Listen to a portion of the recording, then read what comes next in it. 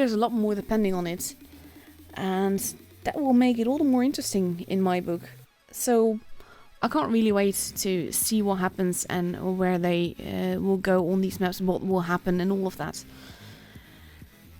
So, yes, he is streaming too. Rolling Swarm, he is not sure who he's following. I'll look that up in a moment.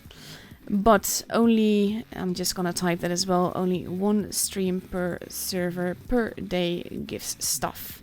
So only one stream is promoted. This is something that I would love to see differently. Previous seasons, basically all the stream gave coins and all of that, but it was kind of abused because you had people, because there were a number of streams, like if there were 4 streams, people would watch 4 streams and get 4 times the stuff. But because not every server gets the same amount of coverage, EU definitely gets the most, mainly because of the fact that most of the streamers are based in EU. So people just abused it, and that's why Wargaming decided to do that quite differently. For now, I am logged in on my NA Press account, and for now, this stream is the one that is going to give stuff. And tomorrow it will be Brian's for NA, and my stream will give stuff for Asia and EU tomorrow, whereas his streams did that today. No, you have to watch through the website. This is something I feel that's going to be repeated a lot. Like I said, you will... I have a 5-minute delay, so you hear this in 5 minutes. But basically, that's the gist of it. That is why there's only one stream promoted and all of that. But yeah, if you watch through the portal and you are logged in, you will get stuff for it. As long as you are on the NA server, because you can only get rewards for the server that you're on. For instance, if I were to... I actually do have accounts everywhere. There's the room. I do have accounts everywhere, but mainly if you have an NA account, you won't get stuff for watching an EU stream, basically. That's it. All the servers have their own accounts, so you would have to make an EU account, and you can't get your stuff that you get on your EU account transferred to your NA account, So that is basically what we're going to watch. We are going to start on Rockfield, so let me pull up that map for you and give you a little show as to what it looks like. It looks like this. You have 3 bases. Base A considered a heavy base, base C considered a med base, and base B considered the please shoot me base. There's a lot of lines of fire into every base. Base B can be very tricky to cap, but if you have it, it will be very hard for the enemy to steal it from you. Same a bit with A and C, but they're a bit more excluded, as in on the map itself it takes more time to get there. But A has a bit of a bunker, and that always makes for some nice coverage, but it also means that people from the ridge at C can HE people that are trying to cap A. So yeah, it will be a fun map to see what they have, what they do on, and I think I quite like this map. I like the old version better, to be honest. I miss the old maps sometimes. But yeah, that is the map that we are starting on. It is a best of 7, so the team that gets 4 victories first is going to take home the points. And right now, the pressure is basically on, because the top 4 in the points, they actually get to go to the finals and then potentially win a ticket to the offline Twister Cup in Minsk in November. So I'll take away the map so that it won't be blocking your screen while we enter the game, and we have both teams that are now completely readied up, even though we have a little less than 3 minutes left to go. And we have Von that has readied up in 2 Batchet, 2 Forces, 2 215Bs and an IS-4. And they're going to face off against a 215B, 2 STBs, 2 IS-4s and 2 Forces. And I sound a little bit surprised at the STB, because even though I utterly adore that tank, it's one of my favorite tanks in the whole game, it is not an easy... Oh crap, I'm noobing. I should have started the stream on YouTube. This is something that I so get distracted by, trying to explain things, and I was just typing in responses and all of that. So, like I said, please forgive me if I derp a little bit. It will happen. It does happen. And luckily you won't have missed any of the gameplay, so I'm not feeling too guilty about it. But there we go, we are now going live. But you will start with me talking probably. So I'll just wait for YouTube to catch up so that I can just press pause on the stream and keep an eye on the chat. So I'll take you over what I've been talking about in a little bit again.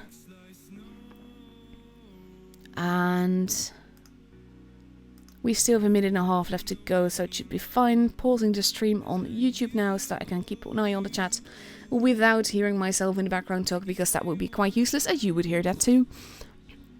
But yeah, we are in the room. You will basically have missed some informative things. Basically, watch the stream for the portal if you want to get stuff. That's the main message there. And yeah, I was a bit surprised to see the STB, because even though I absolutely love the STB, it is not necessarily a brawling tank, and that makes it a bit of an odd duck out basically for tournaments.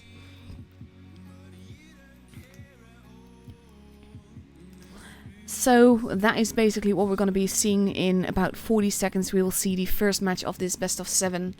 I do like that it is best of 7 with this round, but I would prefer best of 5 and then 2 round robins. But I do understand Wargaming is sort of changing the whole format, and even though there's a lot wrong with it in my opinion, best of 7 is actually one of the nicer things about it, because it makes that there's just so many less of a luck factor, let's put it that way.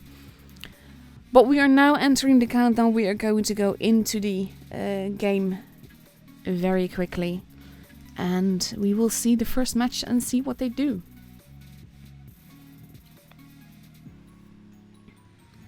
And here we go. Always surprised at the names that people choose. In this case, Snool Pirate. Looks a bit weird, but okay. We see the bad chat neither with a legendary camouflage. My tank just blew up, because you always enter the game with the tank even though you're not playing. And we have Von focusing primarily on the base A side with a bad chat that is spotting more towards the middle. I think we're gonna see a cheeky bad chat cap, but we have 2 STBs that are in a position where they can just decap, and we have 2 IS-4s that are just moving in, getting shots into those bad chats instantly. One of them has escaped, the other one is probably not gonna escape, but the IS-4s are dual capping, and the bad chat is still alive, but barely. And Pramo has now almost capped base B. The bad chat got taken out after all. And even though Von is strong at A, Pramo now has almost 2 caps. That definitely gives them an advantage. And Von is caught in a crossfire. IS-4s are pushing on. The STB is using the ridgeline quite nicely. This is what I love about the STB. Ooh, but that was a massive hit into Ghost by both the IS-4 and the Foch. Very nicely shot. And we still see some crossfire going on.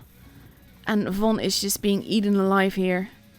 Poor primary weapon is going to be a very secondary weapon. Or a secondary weapon, actually. Von not really in any position where they can hold all that effectively. We have Cora and Enzyme pushing up in the middle. Cora taking quite a bit of damage there, but he takes a big shot into the Foch as well. And then he pulls back. And he will have 1 shot left, but he's now reloading his clip, which is generally a good call. We see Mega Nemo and Tanner that are bouncing on each other. Cora now heading behind. Tanner going to take out primary weapon. And that is the end of that. Pramo is now already at 745 points. Megami is now also gone. And even though Enzyme is taking massive damage, and he might not survive this, they are losing tanks left and right on Von's side. And Von is basically... I kind of feel sorry for them with the way that this has gone. We are just not even 3 minutes in, 2.5 minutes, and it is the end of the first match already. Oh my lord. That was a very, very quick and deadly match. And those batchets, that's what I mean. There are so many lines of fire into base B. It is such a tricky base to cap. If you get away with it, then it works wonders. But they didn't. And that's basically cost them the game in the end. So we have a 1.5 minutes left before we go into the second match of Von versus Premo on Rockfield. And we see that Von has now completely readied up. They are taking 2 STBs now. 2 Foshes, 2 215Bs, and IS-4. That looks ridiculously much like the lineup that Premo was using last game. So I'm kind of curious what they will do with that, if they will try to do a similar move that Premo did. Whereas Premo is now readying up with a 215B, an IS-4, a Batchat, 2 Foshes, an E5, and potentially a T22 medium. So that is a very new meta lineup, if so. Thing is that we've seen the E5 on the EU server being used quite a bit today, and it didn't really perform, because even though it is a very lovely tank, it is a good heavy, and it has the new consumables now, I don't feel that the new consumables give it enough of an edge to make it carry in tournaments. It still has the same weakness, you just get places faster, and might do potentially a little less damage.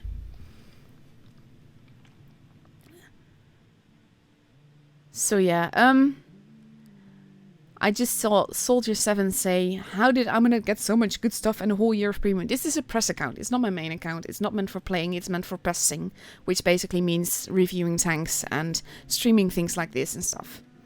And to tune with subs.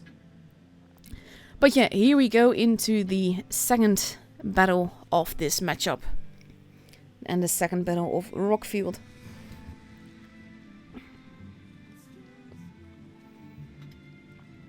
Lovely camo, this does look good. I've been saying this, I would not be surprised if the 215B gets a legendary camo after this Twister Cup. Because for some reason there's always a legendary camo coming after a Twister Cup. And with this tank being as strong as it is right now, the 215B would make sense. Von going into a similar direction, but the STB is going more to the seaside. And they will likely be spotted by Snowfox, but Snowfox does have to be careful with where he is. And there we go, one of the STBs has been spotted. The rest of Premo is going... Ooh, the STB is immediately losing some HP for that. And the rest of Premo is focusing primarily on the A side. Big hit into Megu Brown. There, I'm probably pronouncing the names all wrong, mind you, but yeah. Reich taking a hit from the Foch, but he delivers one back. And now they are capping a base, but they are being held from it. Tanner losing a bit of HP there.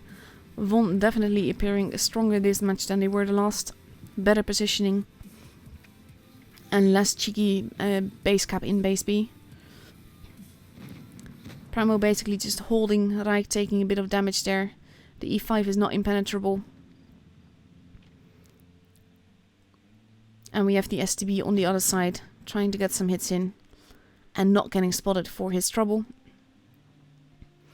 Whereas Reich is definitely in a tricky position right now. He can't really move. He can't really get out of there, because then they will cap the base as well. But he is steadily losing more and more HP. And we see a counter movement happening on the other side. We see the T22 and the Foch. Foch is actually heading back, but we have a T22 and the Batchat heading after the STBs. Whereas Reich has been now reduced to less than 700 HP. And Azusa is about to meet with the T22. They are proxy spotting, they are spotting each other. And now Snowfox, whereas Megu is just running off.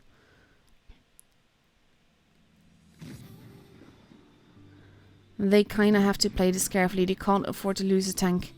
But Azusa is losing a lot of HP, just trying to get away. And we see that Tanner and Snowfox both not doing all too well, Reich even less. Base C now being spotted, base being capped. Von making a push. And IS-4, Megami losing a ton of HP there.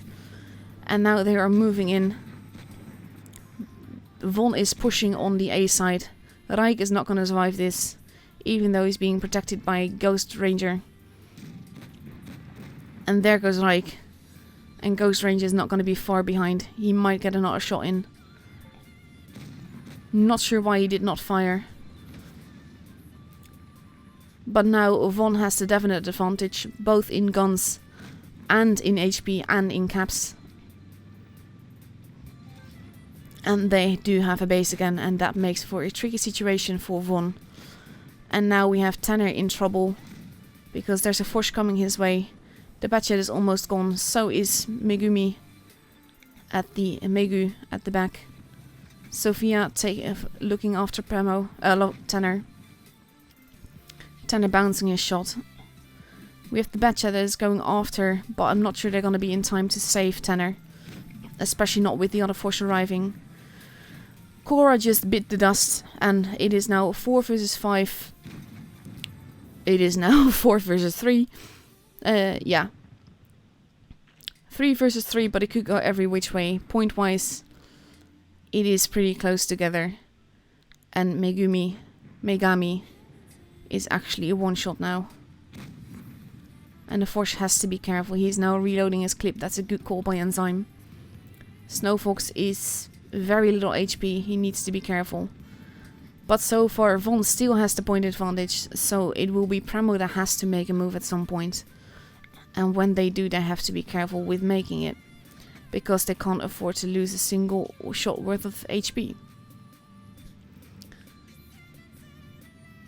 So we now see that the Batchet is heading around. He's probably going to try and make a distraction. We have Enzyme pulling back. He's actually taking a camping position across the map to basically give some cover fire without too much risk to himself. And now Von is pushing in, but they're not pushing in coherently together. That is a big hit. There he goes. And now they need to push on. T22 is now in potential trouble. There he goes. Oh, Megami surviving only just. And Snowfox. It will. Ooh, that is a ram kill. Nicely done by Enzyme. Very vital. It is now a tie. And now Snowfox should be running away, which he is. And Enzyme could go into base A potentially. To see if he can get it, but they don't know where Snool Pirate is. And that is the tricky part. So now Enzyme is going to grab the lead point-wise. Batchet has been spotted. So has Snool Pirate. They know where he is. And they are getting out. They don't even need to be there. But Enzyme can take a hit, and he's taking the base. And that makes all the difference, because even if he carries it back now, Premo has the advantage. All they need to do now is survive and get out of there. That was a very tactical gameplay. Snool Pirate now capping a base, but it won't be enough.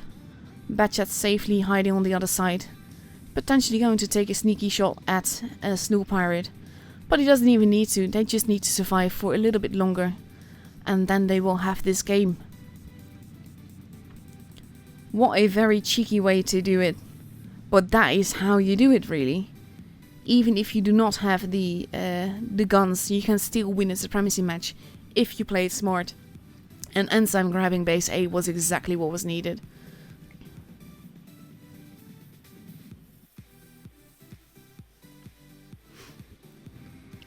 That was a fun match. These close calls are the matches that I like the most.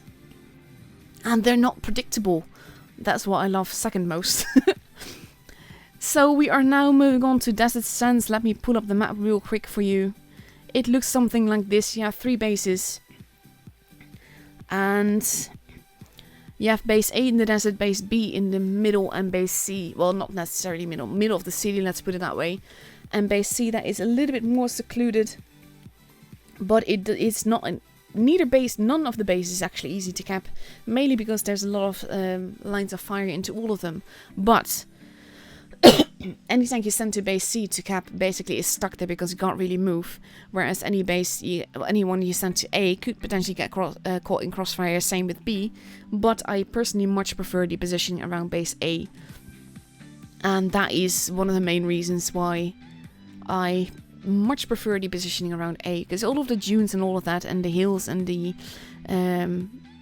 there's just... You can work a lot with a little bit of gun depression there, and that is something that that's my preferred playstyle, so yeah. For those that keep saying, well, how do I get coins and boxes, you need to watch through the portal, not through YouTube. Meanwhile, we have the teams that are completely ready. We have Von that is ready in an Object 140, an STB, 2 Forces and 3 215Bs. Facing off against the T22 Medium, an IS-4, 2 215Bs, 2 Forces and an STB. I love that the STB is getting some more attention here. Even though it does have its weaknesses, it is still one of my preferred tanks, mainly because it can work so many positions because of the gun depression that it has and all of that. So here we go into the third match of this best of 7. On a new map. Lots of Forces around, lots of 215Bs. I'm in no way surprised about that, because of the overpoweredness of the Force autoloader and the overpoweredness of the FV215B together with the consumables that it now has, which don't really work in the E5 but definitely work in this tank. It gives that little bit edge that it needs to be proper competitive again. And it's less map dependent now, because at the moment you have basically team compositions that exist of 4 T22 mediums, 215Bs and some filler tanks. Ooh, primary weapon just lost a ton of HP just crossing over. And he's almost gone. He's a one-shot now. Very nicely focus fired by Premo. The Forces now moving on and reloading. And that pushes you back basically again, because even though he is not dead, it does not make for easy gameplay when it's like that. Because you have to play very carefully now as a 215B if you want to get away with it. Ghost Ranger losing a little bit of HP.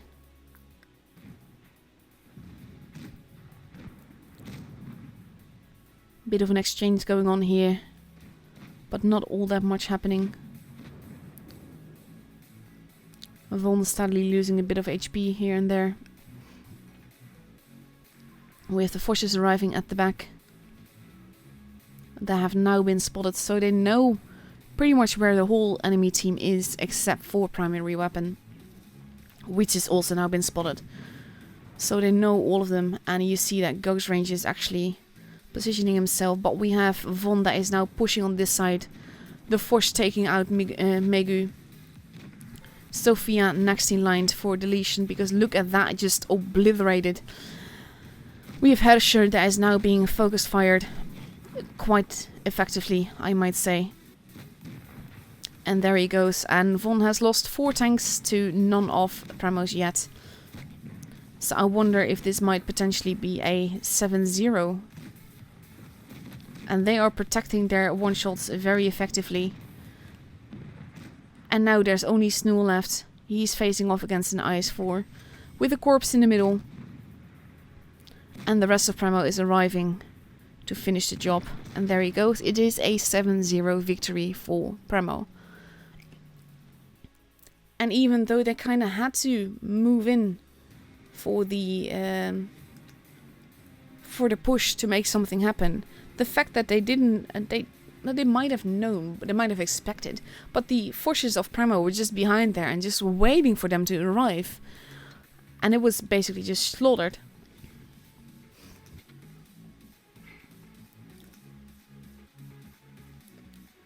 In the meantime, I am feeling the liberty to make a shameless plug for myself. It is my birthday in less than a week, and my goal is to reach 5k subs before then, so please sub to me, and when you do and I reach 5k before my birthday, I will have one giant massive giveaway of 50 tanks. To be fair, there's 6 tanks, but there will still be 50 tanks. So yeah, we are going for the second match on Desert Sands in just over a minute, And we have one that is now completely readied up in an Object 140, an STB, 2 Foshes and 2 215Bs, facing off against a T-22 medium, an IS-4, 2 215Bs, 2 Foshes and STB. We see very similar lineups for most tanks, for most matches here. Nothing wrong with that though. It is a basically this is sort of like a general lineup that will work on most maps. With the current meta, it definitely helps.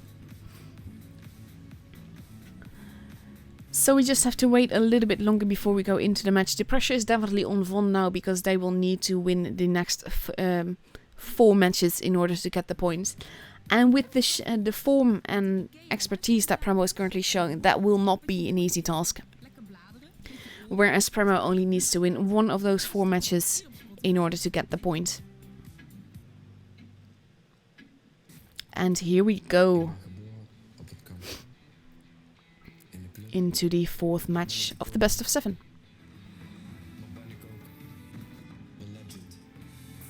Lots of different avatars being used. No coherence, no consistency, I don't know.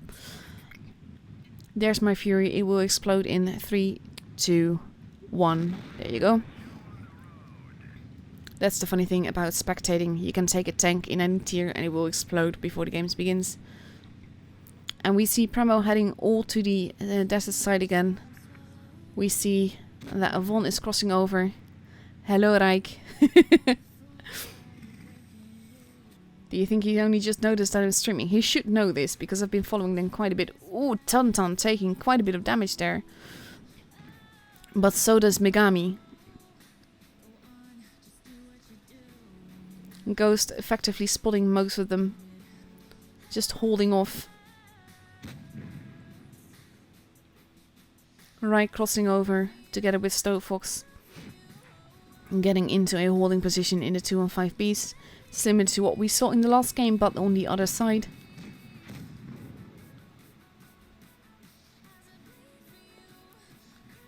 But overall, they are playing. They seem to be playing it a little bit more patiently than last match.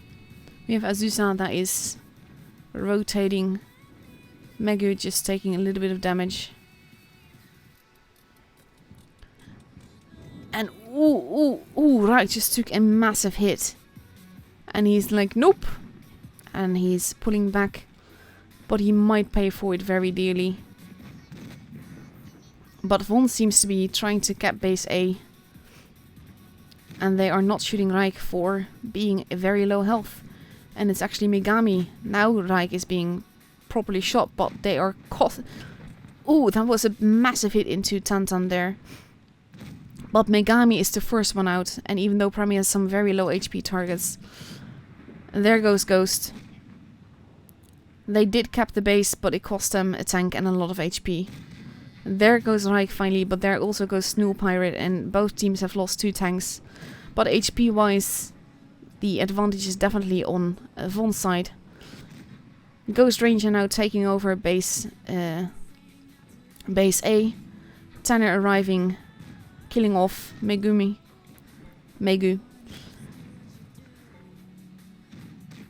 And ooh, primary weapon.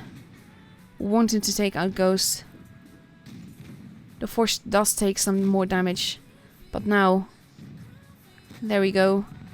They are speed, definitely. The matches have been over very quickly. That was very fast, yeah.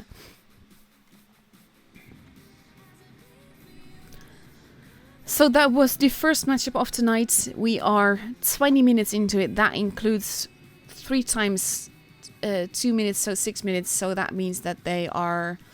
there were about 50 minutes worth of gameplay for 4 games. That is very short games. But oh my god, very nicely done.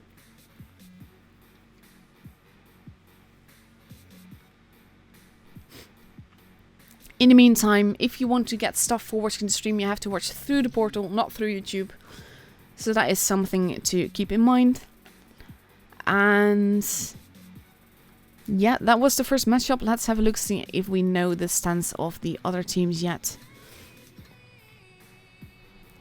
No scores. Well, to be fair, they were very, very quick.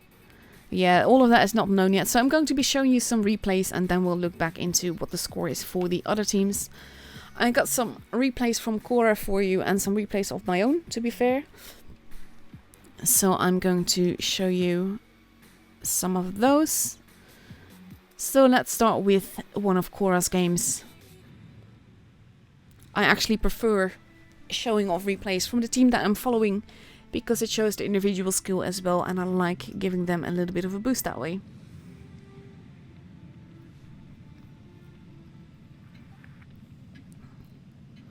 I do like this camo. I think one of the...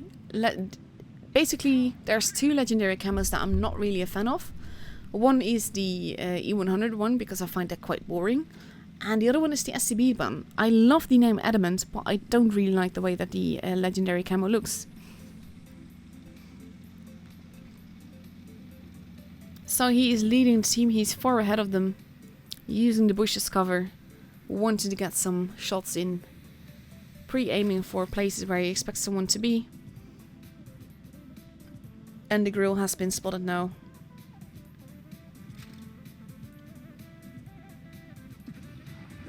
There you go, first shot in. And he pulls back, but he pulls back a little bit late. He could have been shot by the grill then. Now we have G54 in the middle.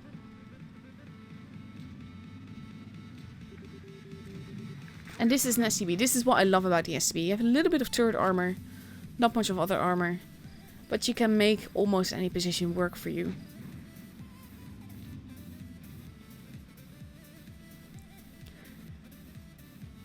So he's now sort of indecisive about what to do.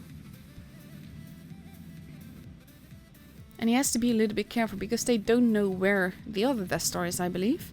I don't think he has been spotted yet. And he wisely pulls back. The I-7 is waiting for him in a position where he can't really get shot at. Nice hold down position for the IS-7.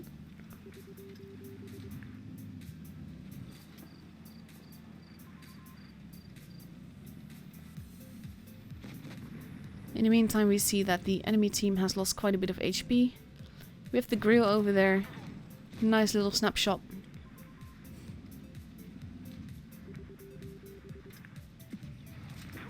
Not even switching to HE to make that work. Thing is, HE shells fly more slowly than other shells. That makes it always a bit tricky to use them, because you can't be certain that they will actually just arrive where and when you want them. So he's basically waiting, but at the same time he's not really moving in. And Cora is using that very nicely. Ooh, and that bounce though. T-54 has been spotted, but he kind of has to choose who to shoot, and he's going after the IS-7 first. I think mainly because the IS-7 will do more hurt. Ooh, like that.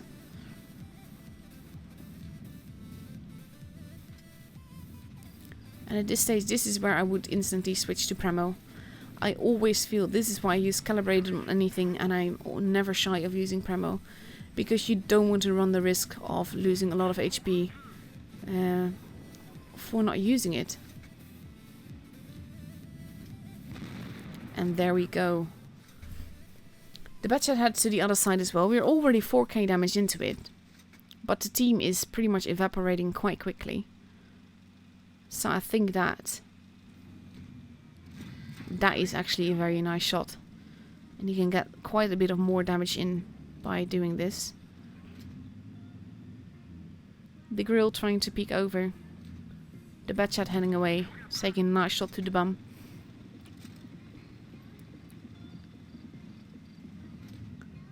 VK arriving, that hurt. And that bounced. So you can now choose to either take on two very big TDs or a heavily armored tank that is now luckily occupied by your teammate, so you can get some free damage into it. Very cheeky game this. There we go. But now he is a one-shot, so he has to be careful. And he's actually using his teammate as cover here. Oof. But he just lost his teammate now, so now he has to win against the grill. and a DS. So he has to be very careful because they can both kill him like instantly. Baloney. Aw, that's actually quite nice. Not actually cussing.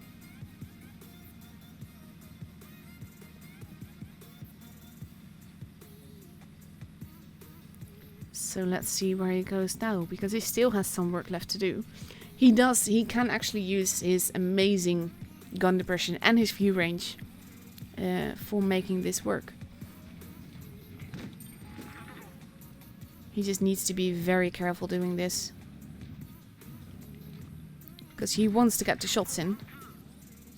And now the grill is a one shot. So he switches back to APCR, which I think is a very good call. Use the gun. Ooh, that bounced though. That was a very, very lucky STB. Well done by... Ooh! What are you doing? This could go every which way. Nicely done. 6.2k damage into it. But where did that DS go? There he is.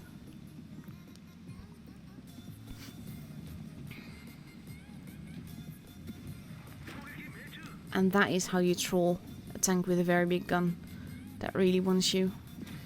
Because you can shoot the roof, and now he just fired, and that basically just killed him. Because he just needs to get behind him because the FV can't turn the whole way. And reload in safety and just shoot him. 4 kills in, 7.390 damage. Wow. That is an awesome game. 1705 basic speed. You don't see that every day.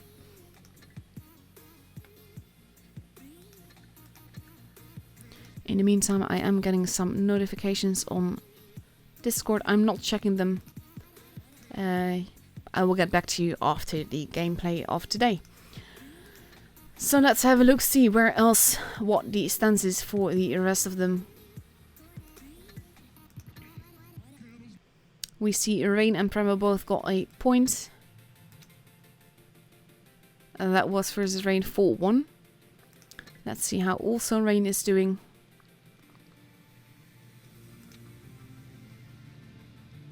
They are still going, so... But we still have like 34 minutes before the next matchup is even beginning, so yeah. Let's have a quick look. I'm going to show off... let's see... I'm going to show off one of my own games, actually.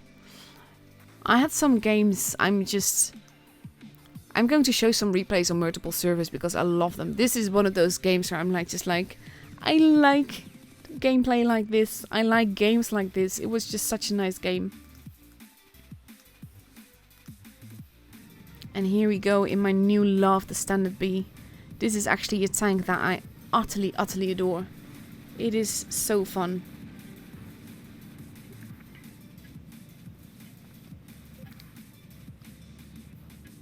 I really adore this tank. It works so well.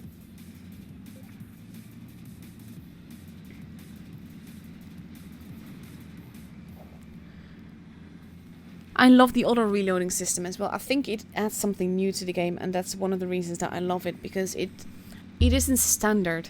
It isn't, well, I can't say it's not normal because it is, but yeah, you know what I mean. It's not normal yet. People aren't used to it yet. It is a very cheeky system. You can basically decide whether you want to reload one shell or whether you want to just murder them all together. And this is one of those tanks and one of those games where it fits my playstyle so well. So I basically start by capping, mainly to get the points up and to get the pressure up. I pull back when the T-54 decides to want to shoot me, but whereas he shoots the ground, I shoot him and I set him on fire. That is generally a good thing. And this is the thing. I don't have to reload my clip. My shots are getting reloaded automatically. And this guy, take note of him, because he is basically... He's there to save the day. Because there's almost always someone there. And I have to be careful with them, because now he's not looking my way. So I decide to pump some shots into him. But at the same time, I'm a little bit hesitant to do anything. But then the Batchet goes and just goes instantly into him and just pretty much full YOLO. But I see that the IS-8 is moving towards us on the minimap. So I kind of want to shoot the M103, which I do, which is another fire, which is always a nice thing. And then I pull back because I don't want to get shot by the IS-8, because that can hurt quite a bit. But the Batchet is there, and he's running around in circles. And he's actually trolling them, and that allows me to fully clip the IS-8 before I pull back. And then the Batchet goes back in. He has one shot left. And he kills him off. And I'm like, okay, then we just go together. This is the thing. If that Batchet hadn't been there, we would have lost this in the end. And this is exactly why I love tanks like this. I shoot the big giant alien head of the M103. But there's 4 people left, and I just decide to cap it. Because, ooh, I can shoot that guy while I'm capping. But more importantly, we can use the extra advantage, even though it's 3 versus 2 now. You never know what will happen, and having that little bit of extra pressure can make all the difference.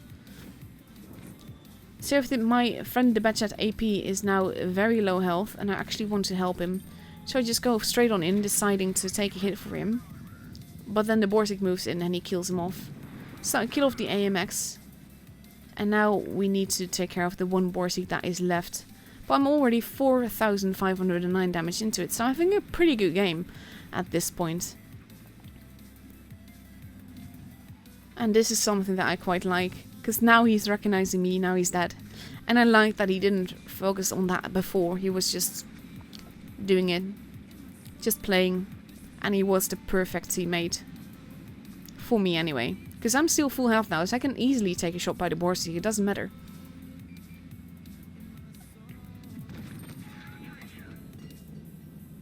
So let's have a look-see. And I actually shoot his gun, which is a bit of a derp moment. And we have the Canervan moving in, but it doesn't really kill him. So with 1 shot left, I murder him. And with 5.4k damage, I'm quite impressed with myself in this case. Because I do have good games, and I do have aces and all of that, but I don't always have massive aces like this, where you get 730 supremacy points, 16 hits with 16 pens, 5,430 damage. I'm quite a fan of that. I absolutely love this tank. I have quite some replays in it. I've actually also gotten quite some replays in this tank from other people as well. Because it's an amazing monster. So with that having been played, I'm going to show you another one of Cora's games. And this time he is driving a Foch. Because with the new meta, the Foch is being driven quite a bit.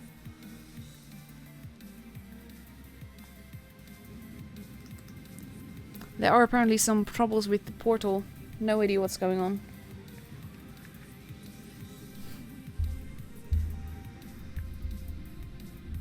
This is actually a funny camera. I feel that this is like, it turns every tank into a wasp. I can't really say like a bee, because a bee can only sting 1 time and then it dies. But it actually is kind of sad, because it doesn't just die because it stings, it dies. Because if he removes himself from his stinger, basically, ripping out his internal organs. So yeah, that is not a nice way to go. But a wasp can sting you multiple times, and is an equally amazing little critter. I am a big fan of anything bug, really. I don't use the ladybug for my own symbol for nothing. And that has everything to do with the fact that it's just such a lovely, lovely force of nature, really. Because without bugs we would all be dead in 3 years.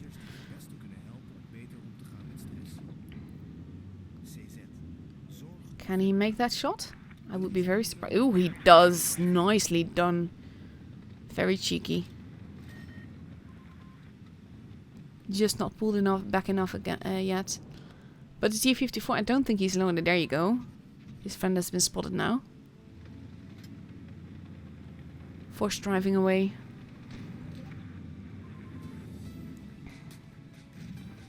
Nice big hit into the IS-4 there.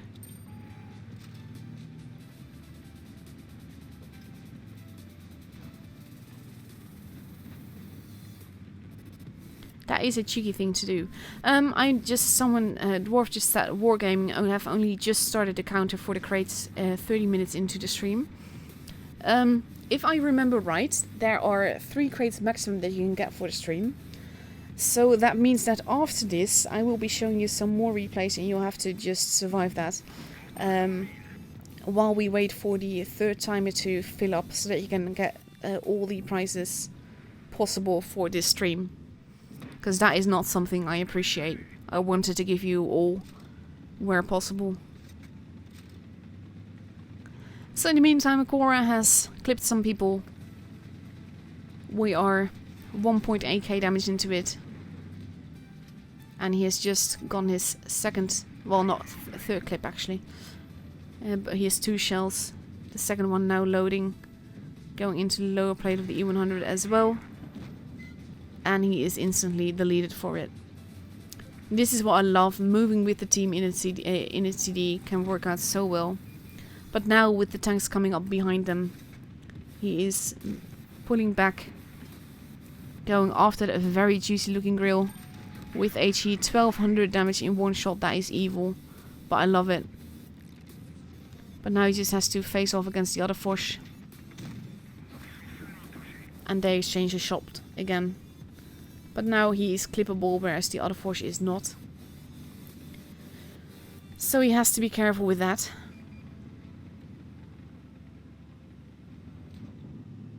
With the T-50 Heavy moving in. 5.6k damage into it. And oof, another 600 damage. So 6.3k damage. And he's still alive. Pulling back away from the Foch. That is now rushing in. Which is a good thing for our... Look at this, look at this, look at this. Ooh, max roll as well. 1200 damage into the Foch. Very well done.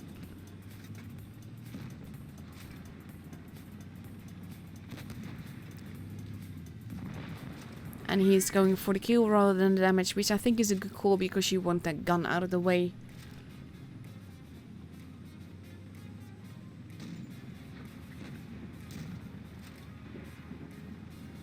So now there's only 1 tank left. And the E3 will probably get it.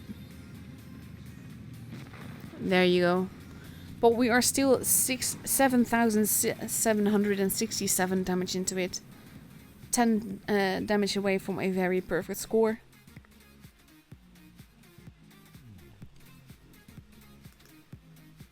$1,652 base XP. A very lovely game. Cheeky game, to be fair, but lovely game. A little bit of luck that the Foch never pushed. And didn't push him, let's say. Let's put it that way.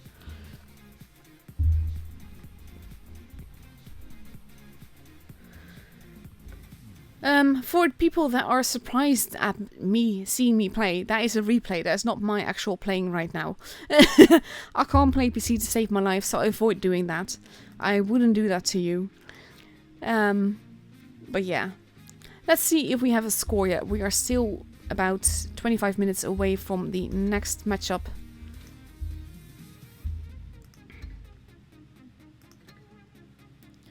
Let's see. Also, Rain, how are you doing? 3-4. Oh, they got all the way to the tiebreaker versus Purple. Those will have been some very fun matches as well. So that means that Purple has a point as well, and we are waiting on MM. And Pincer, that is still going. So that must have been tiebreaker as well, with pretty long matches.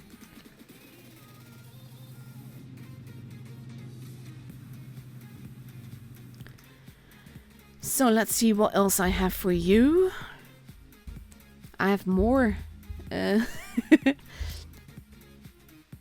actually show you a Pantera replay, because I can. And that's another one of my own. So again, no, I'm not playing. I'm just showing you replays. Because we are waiting for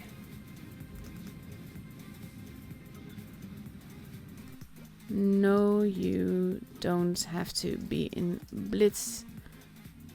You have to be logged in on the portal and watch there, not on YouTube. This is something that is, I'm gonna be repeating that a lot, I feel.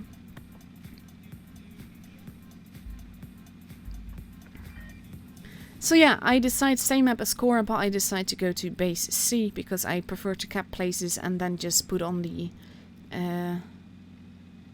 pressure that way. Base B no longer having anyone visible in there. But there's a guy all the way over there and I missed by a mile, which is very useful. But again, auto reloader, so it starts reloading on its own, which is definitely help.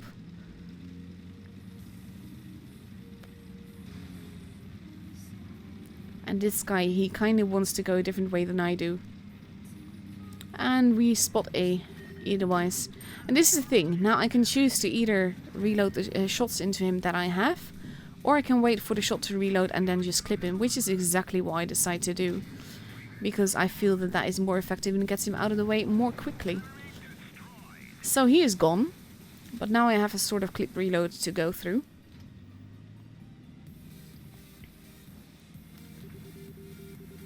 So let's see, I have a cheeky little Löwe there that is just standing there allowing me to shoot him in the bum. The I-5 driving around, shooting the ground. My setting the Löwe on fire, that's also a little bit helpful.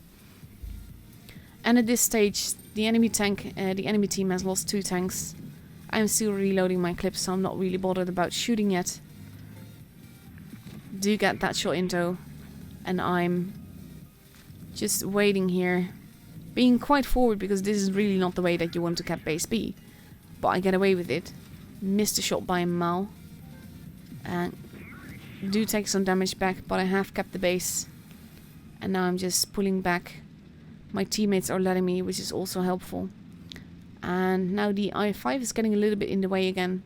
But I decide that with a full clip I can take out that Löwe. And he kind of needs to go. So I shoot him, I take a hit for it. And then I just need to reload and finish him off. Because this is the thing, you can pump the damage into people so much, so quickly. I absolutely love it. So I just shoot him. And then I have one more shot. The other guy has been spotted now, so I pull back. Because I don't want to die. Because I'm not entirely certain my team will be able to do it. If I would die now. But he does get shot for it. I'm not sure how he's using his gun, so I am taking a bit of a risk here. So with him arriving here, I reload my last shell again. I shoot him, I survive his shot.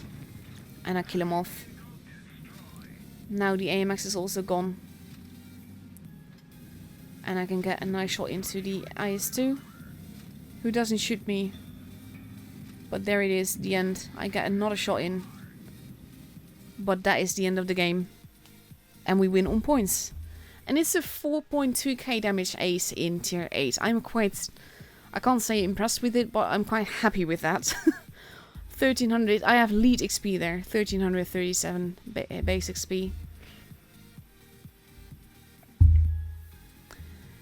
So 570 supremacy points. This is why I like early caps. It does help definitely with the XP that you get, but it also adds to the pressure that you put on the enemy team and you basically force your enemy into action.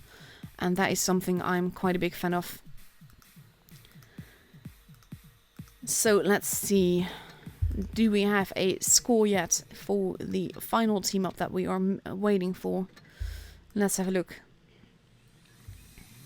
We are waiting for... Oh, Pincer took it home by the looks of it.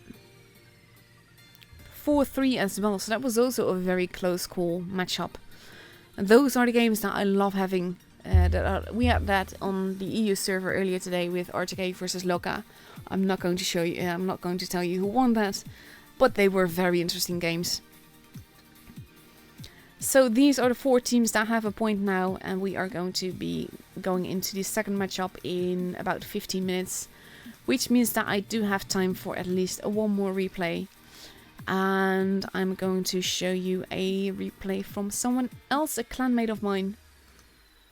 If you want to submit your replays, you can on my Discord server. I have a channel there especially for Twist Cup replays, but they have to be tiers 7, 8, 9 or 10, and they have to be aces. That's basically the criteria.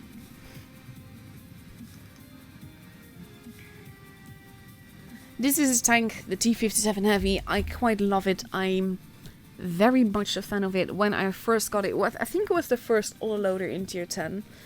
And I was like, ooh, I want that. So I played a few games in it on the press account, because that's the perks of being a CC and having a press account. You can test the tanks before you get them. And I was like, I don't want to grind this. I don't want to wait with having this and just free speed the whole line just to get this tank. So yeah, it is not necessarily an easy tank, because it is a little bit situational, which is also something that this game will show you. But it is lovely. The clip thing, it works, and it is sort of E5 stylish in driving, and that is one of the reasons that I probably like it, because the E5 is still my most played tank. Even though I dislike them removing the cupola and I think they made it a little bit boring, it's definitely something that works. Now he gets some nice shots into this, some tracking damage as well. And he does it again. And he does it again, but he gets shot from the other side now. And this is something I don't fully understand. Instead of going into the buildings, he's actually pulling back into the line of fire from the T62A. And that is not something you generally want. So we have a Leo PTA in a tricky position over there. We see some streaks going by. And we have Marcel that is focusing on the T62A on the other side. He does get a hit in, but he gets hit again himself as well. And he does get a third hit in. And he bounces that shot, which is a good thing because he was losing way too much HP.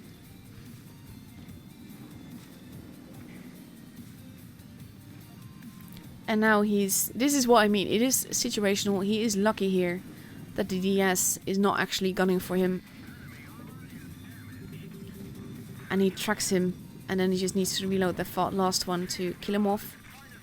But now he has a Jaeger in front of him, a Waffle in front of him, and a, let's see what it was, a Leo on the side. So he has to be very careful, because that can be very deadly. But he bounces that. And now he has his clip again. So he can start clipping the Waffle. Doing massive damage, getting hit by the Jaeger in the meantime. But he finishes off the Waffle with one clip.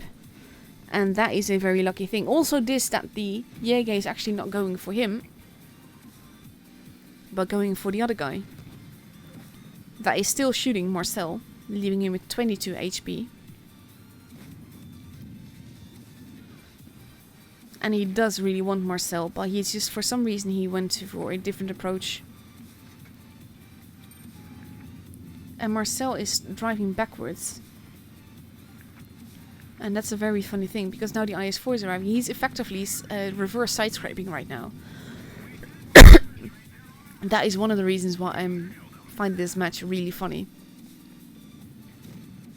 Because he's only now changing, and now the Jaeger has fired, because you heard the sound. I'm not sure if you did, but you can hear the sound of his firing. And now Marcel is still alive. He is actually being ignored. 6k damage into it. And now he dies. And the funny thing is, I'm not sure if that is how it goes, but it very much looks like Marcel's turret flying off kills the IS-4. Even though the other guy gets the kill, so I don't know, but it looked really, really funny. So 6.4k damage, 1447 basic speed, that is definitely the way to do it. And this is what I mean, it is a lovely tank, it is a little bit situational, this required definitely some luck, but it was a great game. So I actually have time to show you one more quick game. Actually, I just got a message. I fully agree with you, Dwarf. Just so you know. Let's have a look. What can I show you? One more game, a quick game. I'm going to show you a game of my own again. In a very troll overbuff tank. This is the thing. It is Not necessarily, it's not an overpowered tank, but it has been overbuffed. Because you can't tell me that if you get a heavy tank, where the upper plate now has less armor than your lower plate, that is like intentional and balanced. Because it's not. But yeah, that is basically something. I find this match pretty funny. That is also why I'm showing it to you. Because I'm hoping that you find it funny too. And basically this is also what I said earlier, because if you send someone to base C here, they are pretty much stuck there. And this is a good example of what happens then.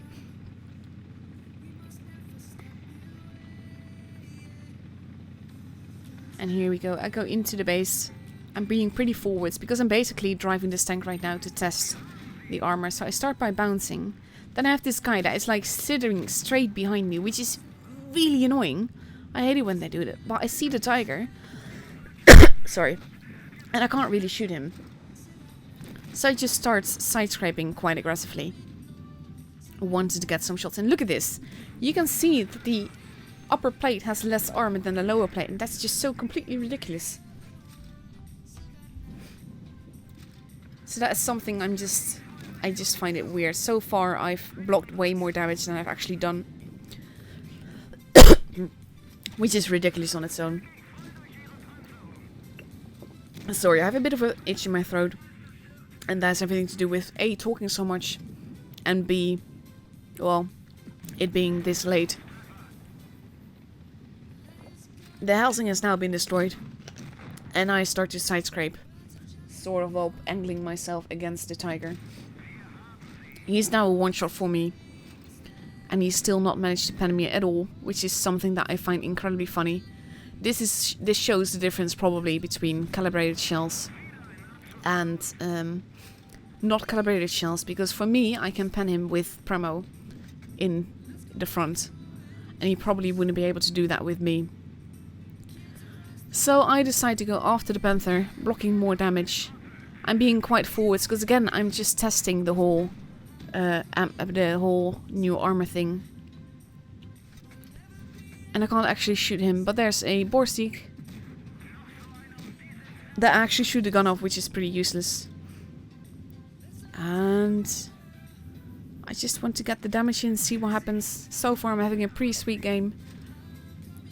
I'm still full health at this time, but that's gonna change now. There you go.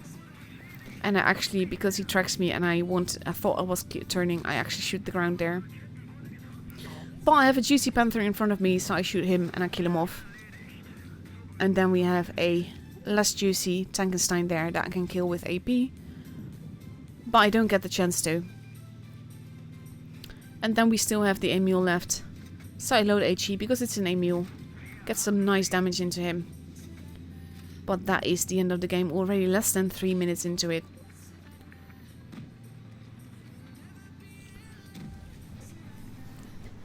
So that was a quick and cheeky game. This is what I like about the Tiger 2. But it is definitely overbuffed. I can't say it's overpowered because it's not, but it's just too strong.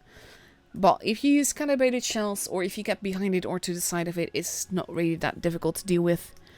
Overall, bit of a cheeky game. It was an easy ace. It didn't feel like a difficult game at all.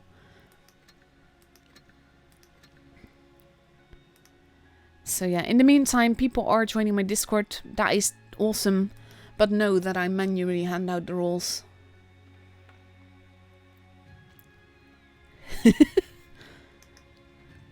And that is everything to do with, because I had some trolls on my server. So I wanted to avoid them just being able to post everywhere. So I'm just handing out some roles right now because we are waiting for the room anyway. So people that joined now have roles in any case. So we are waiting for the next matchup, which is starting in 7 minutes, which means that I can't show you another replay.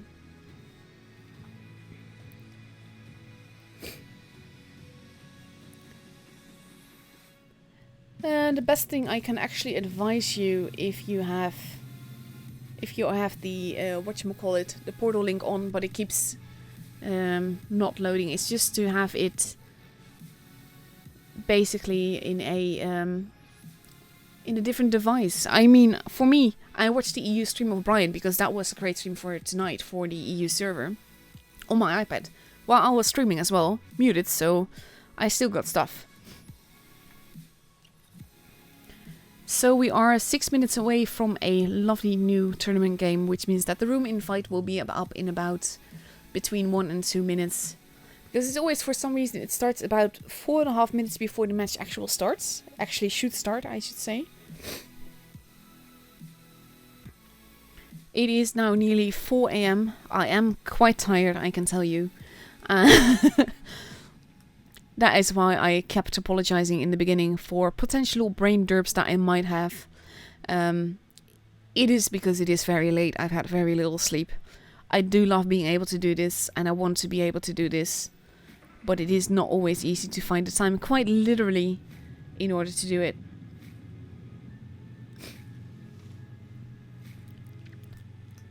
So we are just looking at my Fury right now. This is still my favorite T6 tank. Not necessarily my favorite tank, but it's definitely my favorite T6 tank. For some reason, it fits my playstyle really well. So, not much else I can tell you right now. We've definitely some fun games ahead of us. Now we got Premo versus Rain, which is like the matchup. There is the room. And let's hurry up so that can't go wrong. And we are starting off on Fort Despair. Fort Despair looks like this. You have 3 bases. Base A, which is considered the map base. Base B, that is considered the, well, not necessarily medium base or whatever. Basically, it's, you can best decide what these bases are based on how open they are. Base A is completely open. Base B has slightly more cover. And base C is a lot more secluded. But there are still pretty much lines of fire into it from everywhere. And that makes this a very difficult very difficult map to get bases on. But I do really enjoy this map in randoms because of the fact it is actually quite you can actually manipulate it quite well.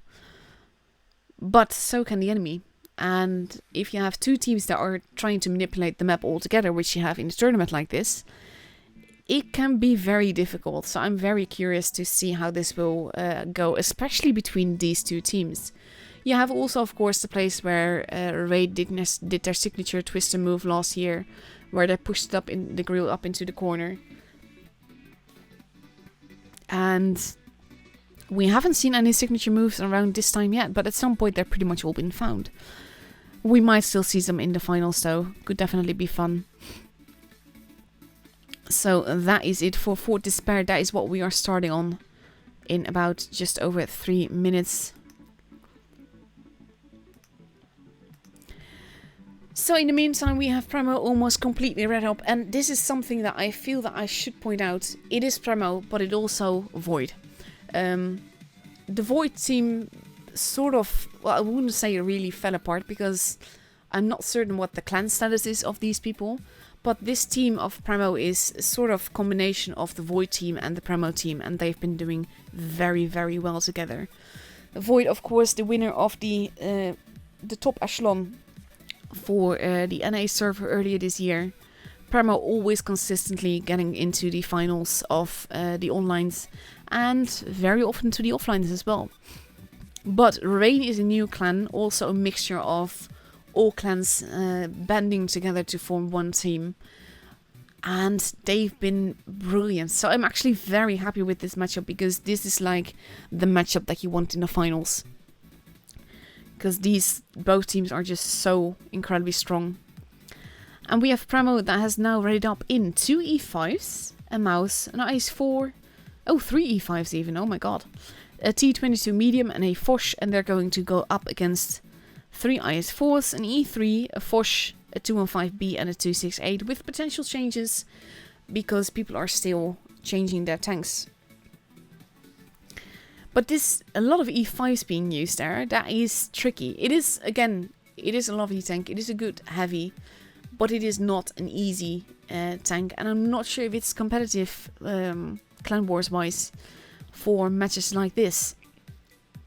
But we will see. The pro of having a best of 7 is that you can actually get away with a lineup that doesn't end up working.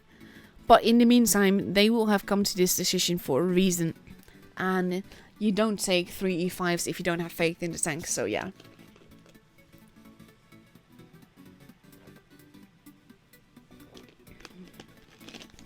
Sorry, just taking a bit of a drink again. Like I said, it is very, very early here, or very late, depending on how you want to look at it. And both teams are now completely ready. 44 seconds left before we see this first battle. And I'm actually quite eager about that. Because, like I said, these teams are so strong. If I would have to pick 2 teams right now that would meet each other in the finals later on, it would probably be these 2, to be fair.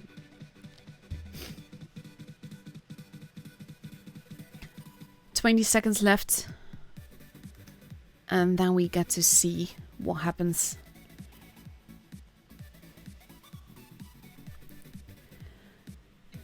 And here we go. Countdown has begun.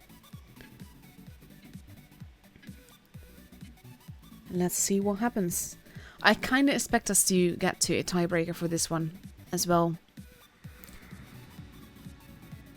Lots of evil clowns on Rain's side. I'm not a fan. I've seen the first movie.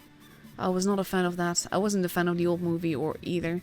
Stephen King has a thing where he builds a world that is epic. And he builds the suspense which is epic. And then at some point you know what they're up against and you're like, yeah. And you're just disappointed. And that's my main problem with pretty much any Stephen King movie, with the exception of The Green Mile. Because that is a beautiful movie. With very good actors as well. In the meantime, to focus a bit on what we're actually here for, which is the tournament battle. We see Premo heading primarily to the A and B side. With a little bit staying behind in the form of Cora. To overlook places and to probably respond quickly. A lot of people have been spotted. Tantan has been spotted, so has Nike. We see some fire lines going back and forth, but no damage being done yet.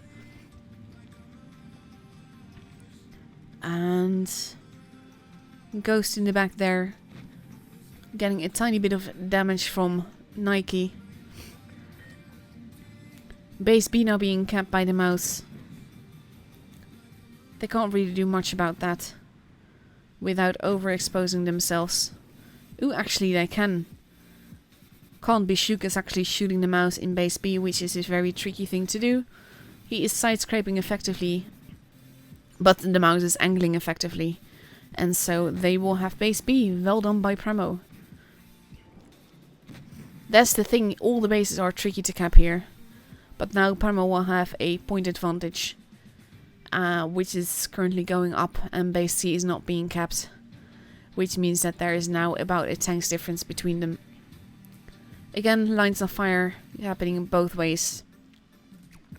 But no real damage being done.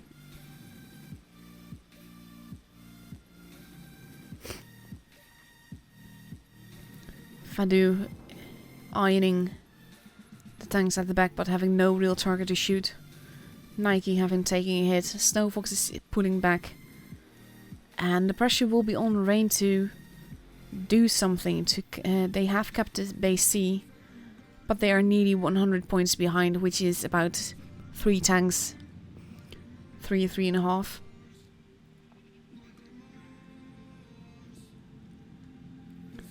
Snowfox holding, expecting a push in the back. Which is not happening because Vatea is just going back. Premo is simply holding. They have the advantage. They can afford to let Rain make the push, make the mistakes. But Tanner is being quite forwards there.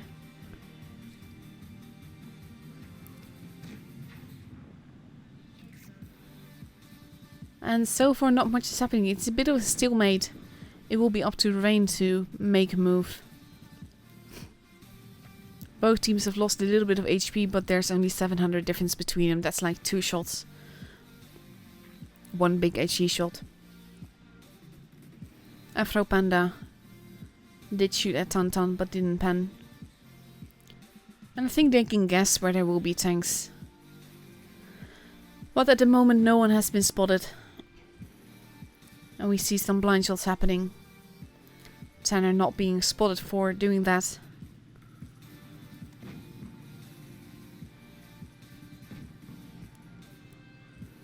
Blind shot heading into the E3 there. They know someone has to be there.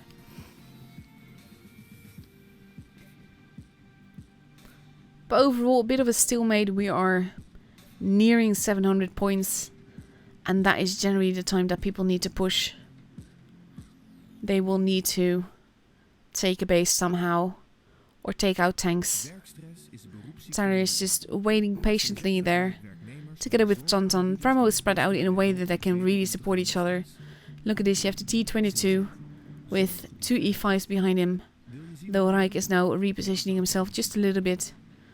We have Tonton and Tanner in the middle. With the mouse at the back and Cora behind that. Everyone looking in directions where they expect people to come from so that they know when it is starting. Afro Panda is now retreating, but because he's been spotted, they can actually tell probably where the push will be coming from. And he is joining Fadu there. Tanner now having been spotted. So he has to be a little bit careful. And we see Rain pulling together at 815 points.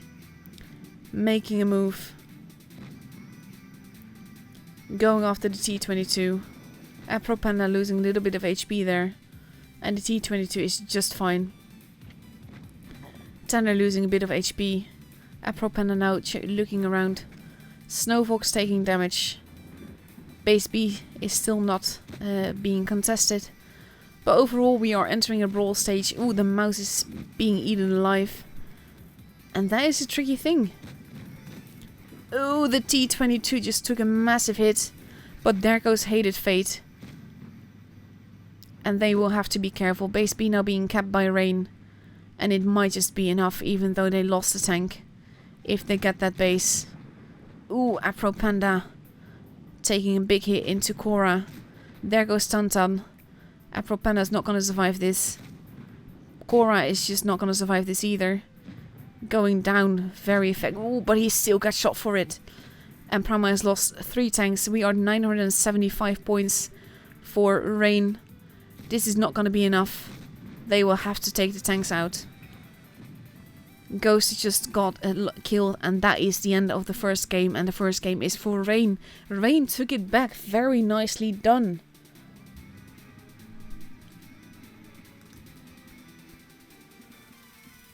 That is something that I really felt that Pramo had this.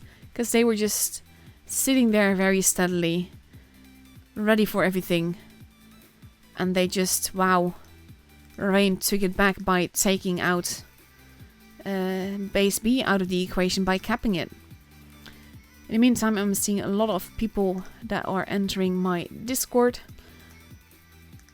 Sorry for not giving you roles straight away. That has everything to do with the fact that I am actually streaming. So I can't really focus on that all that much. So we have both teams completely ready now for the second match on Fort Despair. We have Pramo ready in an E3, 2 IS4s, 2 Forces and 2 E5s. And they're going to go up against 3 IS4s, a T22 medium, potentially 2 Forces and a 268, but it looks like they are exchanging tanks now. Yes, 2 Forces and a 268.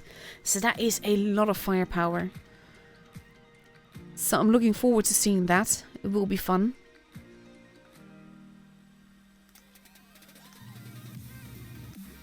It will be good to see. Well, like I said, I like these matchups because they're so matched. And I'm a fan of both teams. I kind of want them both to get the point, but that's kind of like impossible.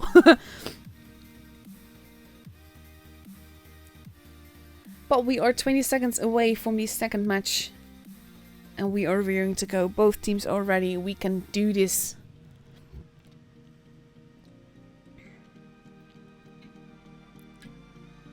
And there goes the countdown timer. I am readied up. There is no map on the screen, just to make sure. Because that would be the thing for me to do at this time of night. It has happened in previous tournaments. I'm very happy that it is not happening right now. Ooh, I like that. It looks like a snake game, but it works on a Force.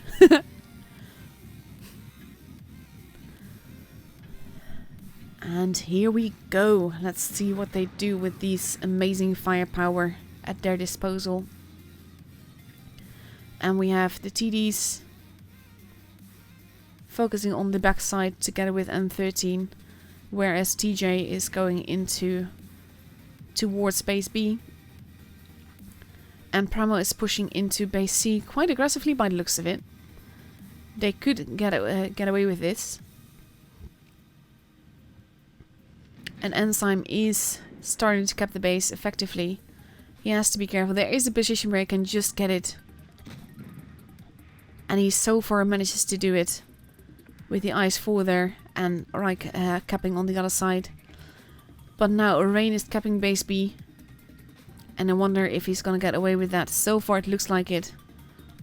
Because they can't really get a shot into him. And that means that even though Tantan did lose some HP, Pramo has a slight point advantage again. But it is only slight. And that is the tricky part. HP wise the difference is near negligible. And Pramo is heading back around towards their spawn. Leaving base C unattended. But we see Rain doing a similar move on the other side. And I wonder if they're going to play as patiently as before. Or if they're going to go into it and have a brawl. Both Forces and the T268 are now at the back. Waiting patiently for a target that is not there yet. Afro Panda at the back, not spotting anyone. Blind shot happening where Tantan actually is. So that is a cheeky thing. But we are at a bit of a stalemate. Base C has been abandoned. And again, Pramo is content, or I was gonna say Pramo is content to wait. But now we have the E3 moving in. Reich taking some damage. And Pramo seems to be pushing. Ooh, that was a very expensive hit not to hit. Very expensive shot to miss. Or bounce. Because now Ghost Ranger is being focused on. And Can't Be Shook is getting a big hit into him. Center moving up. And he does get a massive hit in. But ooh, Reich at the back. Reich just got deleted. Can't say it any other way. And we have the E3 trying to keep Ghost Ranger alive. I'm not sure why Pramo took this risk and moved in like that. We have the Forces at the back there. And Ghost Ranger just got deleted. There goes Snow Fox as well. It is 6 versus 4. And even though there's some big gun... Oof, they just deleted a Force together. You can go every which way. Now Dragon Creek is in trouble. But the E3 just got murdered. Ghost is next in line. Poor Ghost is not going to survive for long. There he goes. And we have one lone Enzyme. And one Tantan that is not strong. And there goes Tantan. Enzyme still alive. Boy, he's not going to survive this next shot. There he goes. And it is Rain's game.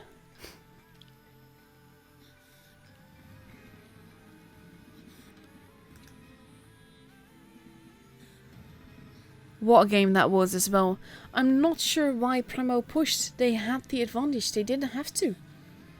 Wow. So we are now going to move to another map. We are moving to Oasis Palms. Oasis Palms looks like this. You have base A, that is considered the heavy base. Base C, considered the map base. Base B in the middle, not an easy map to cap. It is a pretty much similar situation to Fort Despair, but in a different location, really. And I also always feel that this is an upside down ghost.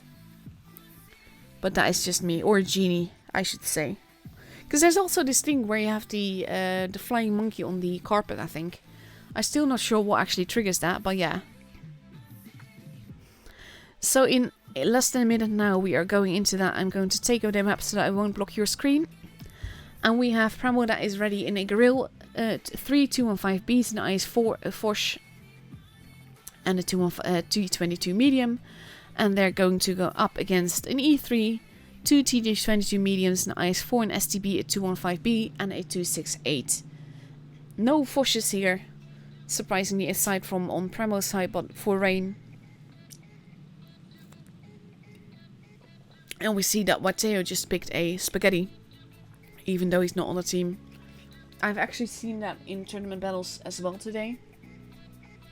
And like the E5, it doesn't perform quite as well as you'd expect.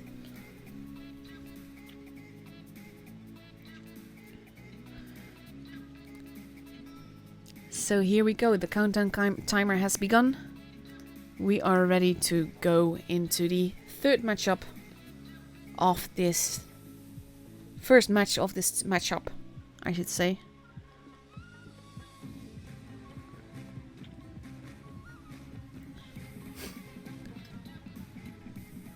So let's have a look. See, there's my Fury that's going to go up in smoke in 2, 1, kaboom.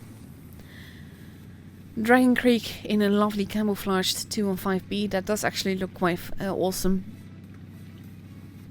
But let's go to the free camera and see what happens. We have Pramo that is focusing primarily on B and C, and Rain doing something altogether different, focusing primarily on A and C a little bit as well. Mainly using TJ to spot people. Tantan having been spotted in the middle there. Could be very tricky. TJ getting a blind shot fired at him, but it doesn't pen.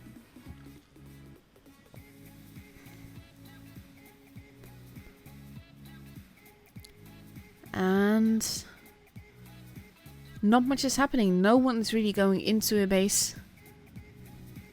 They could potentially grab base A if they wanted to, which is now what Fadu is doing. Driving into the base, but being very careful about it. Expecting to be shot, but he doesn't. And now we have Pramo responding, going into base C. But that means that Rain will have a point advantage this time. And it will be up to Pramo to take it away. Tanner in the grill in a precarious position. Potentially very strong and able to get fire into the teammates that are here. Sorry. But it will be difficult. We have Can't Be Shook that is holding the rear. And all of Rain is in the corner, and that can be a very tricky thing. But they are basically watching every side, because they have the point advantage now, and it will be up to Pramo to make that move.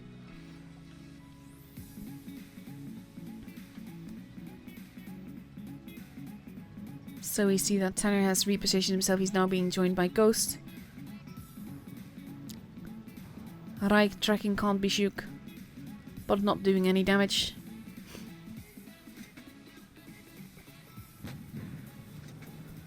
Raik now taking a little bit of damage, getting caught in a crossfire a little bit. But immediately changing his angling. We have the 215Bs heading over to the back. Tantan not quite going into the base.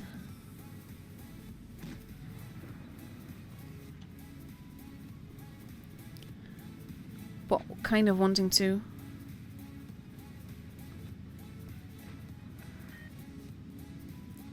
Base B now being capped, troll capped. Kind of wanted to invoke a reaction, I think. Because the 215Bs will be arriving at the back. Potentially getting shots in.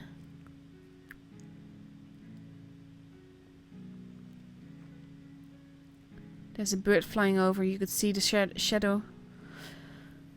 But overall we are at a stalemate with Rain holding very, very patiently, doing tiny bits of damage to Reich when he peeks up and over. But they don't really have to take any risk. Rain, they can just hold. They just have to be careful.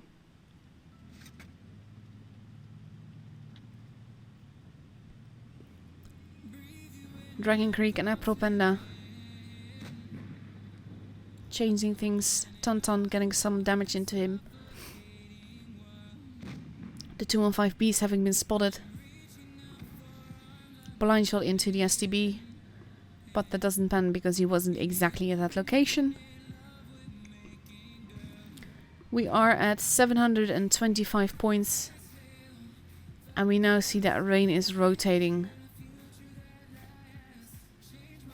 Blind shots going into the positions where they expect tanks. Now TJ has been spotted and he takes some damage. But we have all of Rain pushing in. Again, I'm not sure why, because they were playing so patiently they didn't have to. But they are murdering Cora. And murdering him quite effectively. And he does get another hit in. But there go both Cora and April Panda. And Tanner losing a ton of HP in the grill. He's not going to survive for much longer. And Prama has lost 2 guns now. And now they are arriving, wanting to kill that E3, but Tantan it goes first. Can't be shook is not getting shook. He's been shaken to death. We have Reich now being pushed. Basically it's turned into a full-out brawl. It can go every which way. But Rain has a lot more guns and some more HP. So it looks like to be going to Rain's, especially since they now hit 1k points. So the match is for Rain. And that will definitely put the pressure on Premo, because even though this seemed to be getting quite close, and Rain took an estimated risk taking that push, but they got away with it and it carried them to the end of the game. In a way, I think that push actually made sense, because they kind of like kept Premo from making an effective push themselves by doing it earlier. But now the pressure is definitely on Premo, because they will have to win the next 4 matches to get this point, whereas Rain only has to win 1 more match to get the point.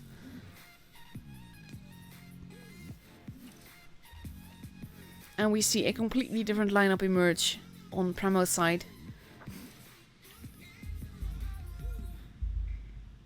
With potentially a grill, a mouse. Oh, it's actually, I think that's better. We have an E3, we have a mouse, an IS-4, 2 batch sets, a 215B and a Foch. And they are going to go up against potentially 2 IS-4, 3 T22 mediums, a 215B and a Foch. It's actually, no, it's changed. 2 IS-4s, 2 T22 mediums, 2 215Bs and a Foch. So that is definitely an interesting lineup. Some tanks being changed on the other side as well, but the lineup remains the same. And it will be fun to see what they do with this. If the video is really out of focus on your PC and not on the iPad, then it's not me.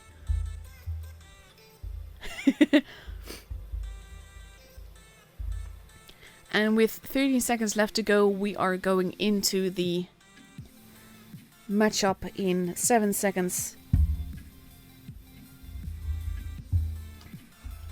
And here we go.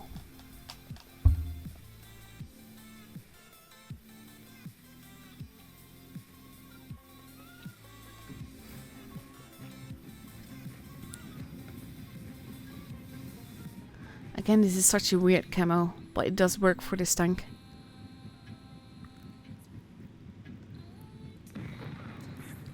And here we go. Like I said, pressure's definitely on Premo. They will have to carry it home every single match from now on if they want a point.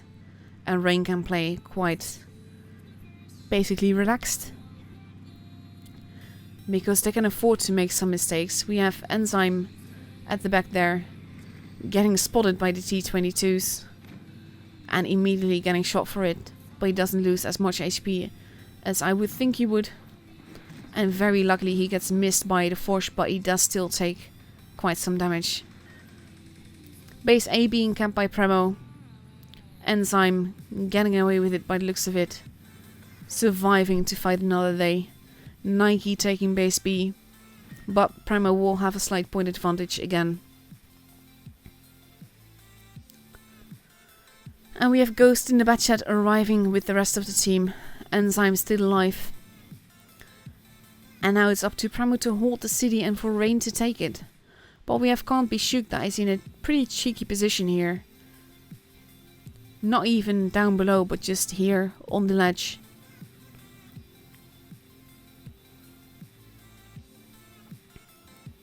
And we are entering a stalemate mode again. But we have the two T-22s that are looking for campers that are not where they expected them. But Cora takes some damage and immediately uses the building as cover.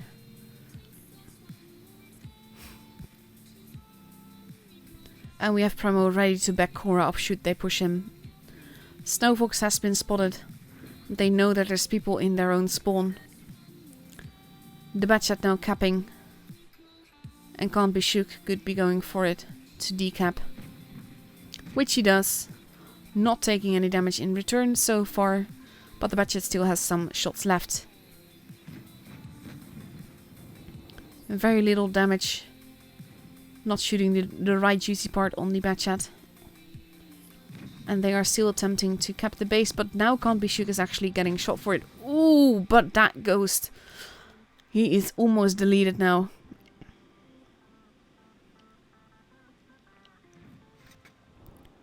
And he's going to kill him off. There you go. And that is the first gun out of the equation. And it gives Rain a more profound advantage point-wise. Meanwhile, we have the T-22s that are positioning themselves. Premo moving in. Want to get tanks out of the way. Tanner in a very precarious position. Got set on fire. Almost gone. There he goes. And Premo lost the second gun. Apropanda still alive, but is not going to be alive much longer. But HP wise, there's about 1k difference in the favor of Rain. And there's tanks dropping left and right. The brawl stage has begun. There goes Nike. And so far, it's actually... Ooh, that was a weird kill shot by Hated Fate. Base B has been kept by Can't Be Shook. It is 4 versus 4, it can go every which way still. But the HP advantage is for Rain. So far. And they are focus firing so well. Now it is 3 versus 3, but only the E3 is actually healthy. And the mouse is trying to help, but he's actually blocking the shot from the E3 into the Foch. And the Foch is on the drum reload right now. And M13 has to be careful, but there goes Snowfox. And now it is just the E3 and the Batchat at the back that is reloading his clip. The E3 is not going to survive this, getting shot by the Foches quite badly. And the IS-4 just coming behind there. Basically just wanted to avoid getting shot by the E3. There goes the Batchat, we are at 1k points. And the E3 gets to live, being sandwiched by the Foch and the IS-4. So that is the 4th match. And that means that Rain took it home 4-0. And that is something I didn't expect. Like I said, I kind of expected a tiebreaker for this matchup. Because of the fact that it is a Clash of the Titans, really. Let me just ask in the chat how much longer for the 3rd grade. Because I want to give you that, but I will need to show you some replays for doing that. In the meantime, we will have a quick look to see what the current stand is. And to see what the point system is. Rain will have 2 points now. Let's see what Pincer is doing.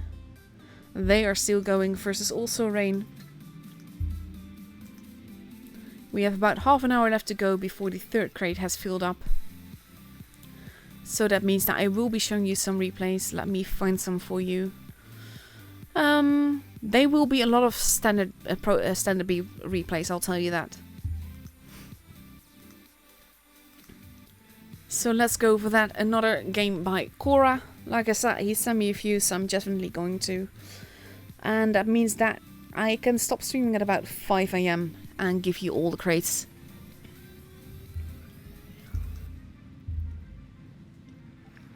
So let's see what he does. Like I said, I'm doing this mainly to fill your games, to fill your reward thingy. And yes, the standard is good. The standard is absolutely lovely. These are not the kind of question you should ask in battle, but it is the low, yeah. Low is one of the highest credit coefficients in the game. So we have Cora that is not even capping a base. He's just there to spot people. This is something I find quite funny. I've noticed several games now where he's playing sort of a encounter game in a supremacy match. And that can really work against him if his team isn't capturing bases.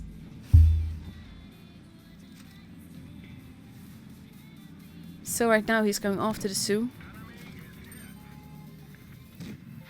Thing is that he can one clip the Sioux. And he does. And that is very cheeky, but it works.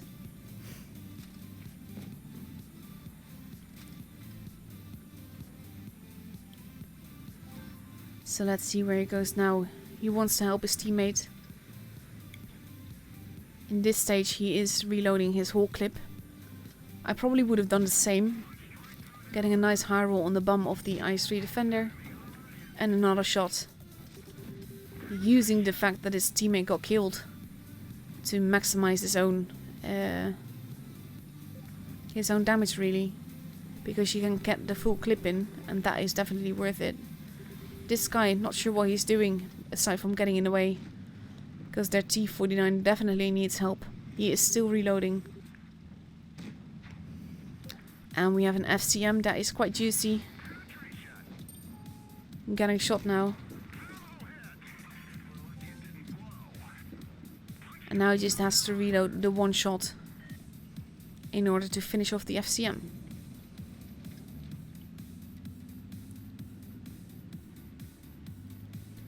And the FCM wants to stay alive, so he's running, but that only means that he will have more shots to kill him off. Which he will actually need.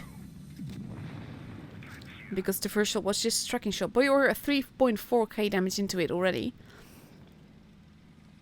And this tank can definitely carry. I absolutely love this thing.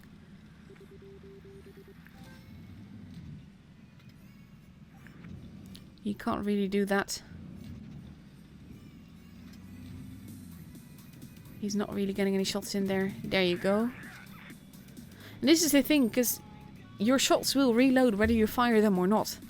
And that's what I love about this system way more than the autoloader system. It just works better for me.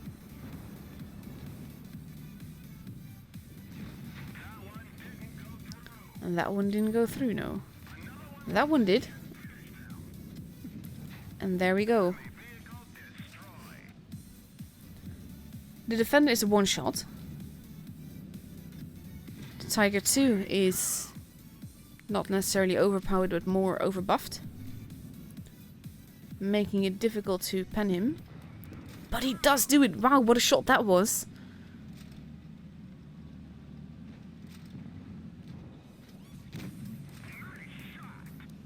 In the meantime, I'm seeing an interesting question. I'll go back to that in a little bit. And now it's just him versus 2. So he has to be careful. He is reloading his shots. Oh, he is not actually. That is a very tricky thing to do, because in this stage I would have saved my shots until I could clip that guy. Which is what he seems to be doing right now. Base D is being kept, so you know where the defender is. And he has the time to take this guy out because of it. And we are at 991 points. There's no way they're gonna lose this. He won't be able to finish off the defender.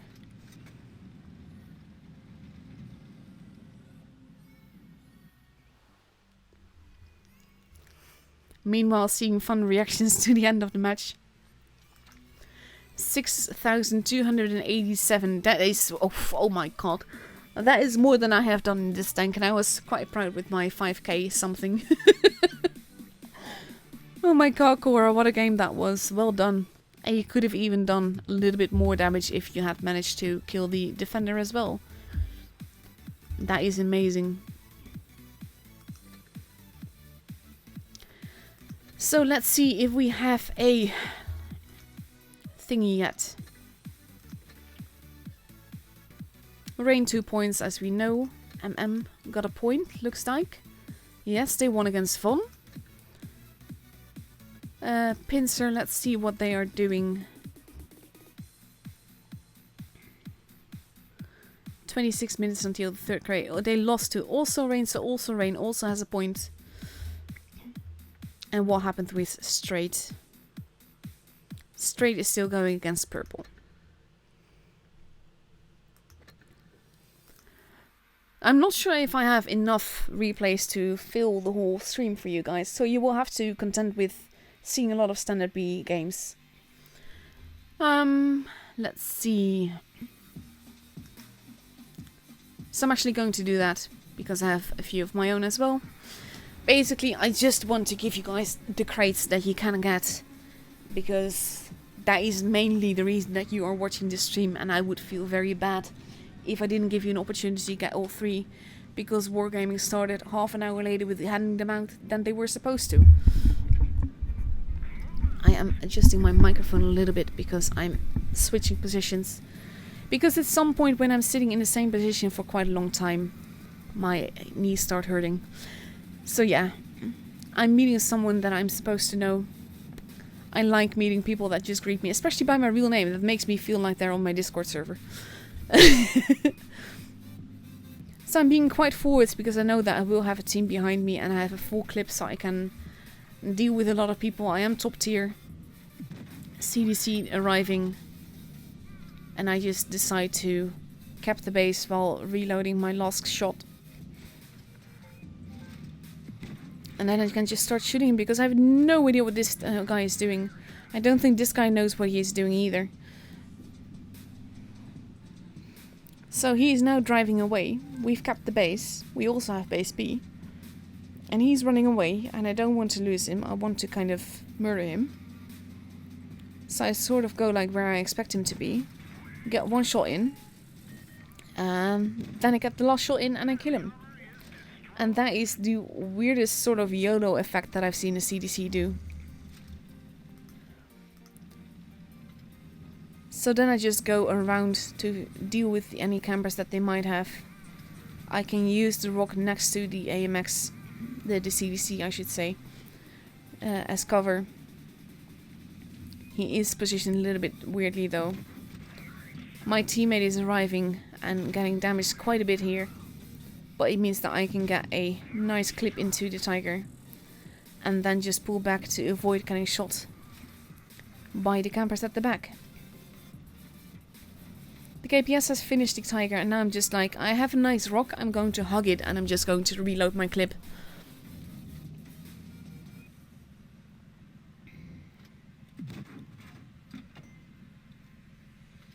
I see someone say that one. I'm not sure what tank you're referring to, but I think you mean the standard B. Now the Moisten is nicely pulling into my line of fire. And I can just reload my shots again.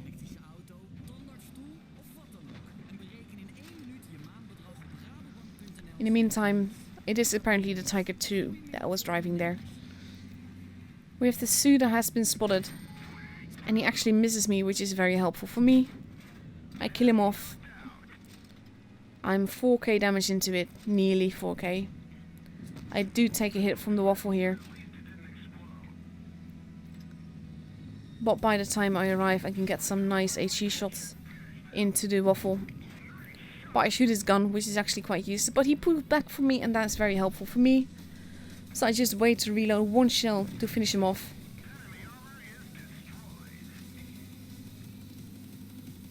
And then I just go down and I could either cap the base or I can just go straight on up to shoot the two last remaining enemies. Because it's 2 versus 2, I have a relative lot of health. So I decide to go for the one shot first, kill him off, and now I really should have just pushed. Because then I would have had a tiny bit more damage and I would have done a tiny bit better. But as it is right now, I'm still not disappointed at all by this match. Again, I love this game. The last guy survives, but that's fine as well.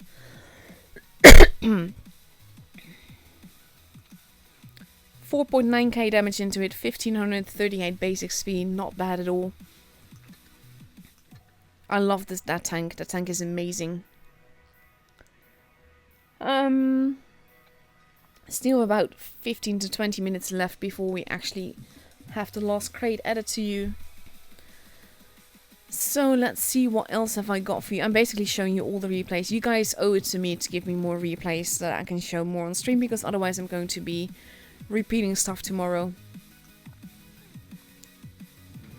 And I'm going to show you an RQ2K replay. RTK is the team that I follow on the EU server, and Stopey is one of the teammates in that team. And after that I'll check the final matchup between Purple and I think it was Spencer. My memory absolutely sucks these days, so do forgive me if I mess up things like that.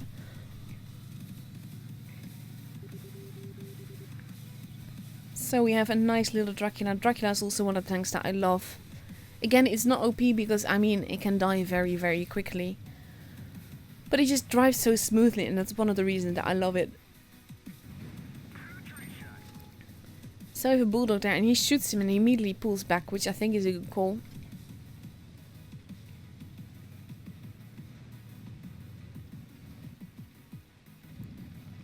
And he is playing this very carefully.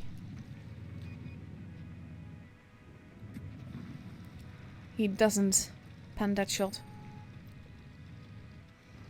And he's just very carefully, and then misses that shot mainly because he's not even aiming taking it.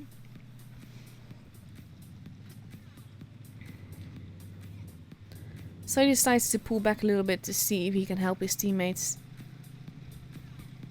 in another way, because he wasn't really being effective where he was.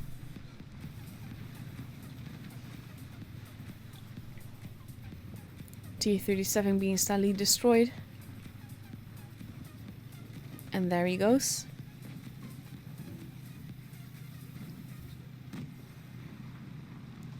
And like the fearless Batman that he is, he just goes straight on in, even though this will hurt.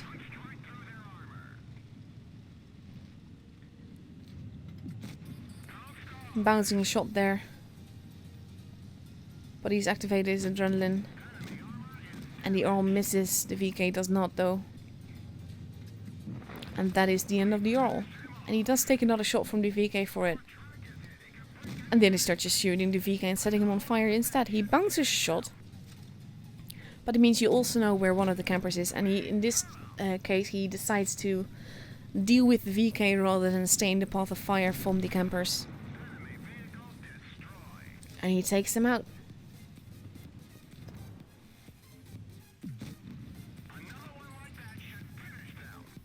Oh, this is also something. I have a nice little few questions lined up now that I can talk about after this game.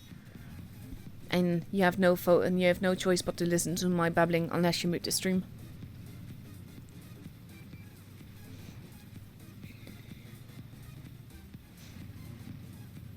We have a nice T25-2 there, but he expected him to keep on going. But he is very much in a position where he can get shot in. The Bulldog at the back there. And that is the end of the Bulldog. It is 3 versus 3. And that ammo rack definitely does not help Stopey's team. And he misses that shot, which is also pretty vital.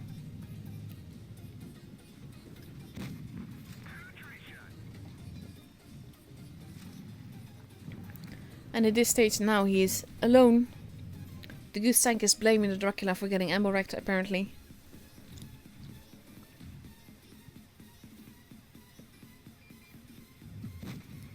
Steve bouncing a shot on his flank. For some reason, the Streetwagen keeps being called Steve, but yeah, I kind of going along with it right now.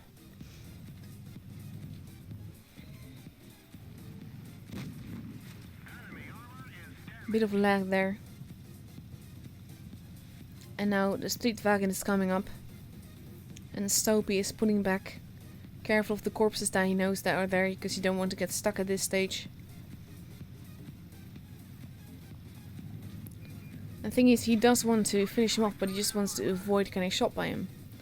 So if the T-25-2 that is here, and he misses, but Stopey doesn't, then you have the Dicker Max that is readying up to shoot him.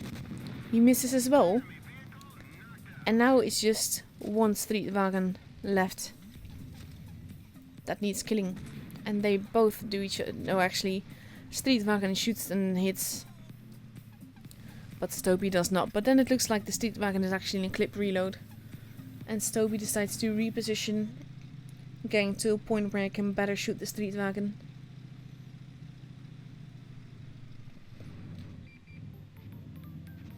And the Streetwagen just spotted him again.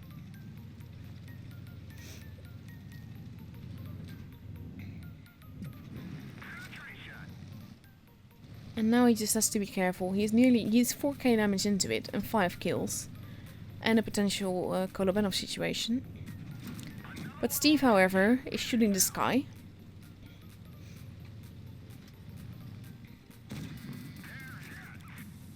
Which is not very effective, but it's definitely helpful for Stopey. And just with that last shot, he takes it home. Kolobanov, 6 kills, 4.5k damage in a tier 7. That is epic. Very nicely done by Stopey.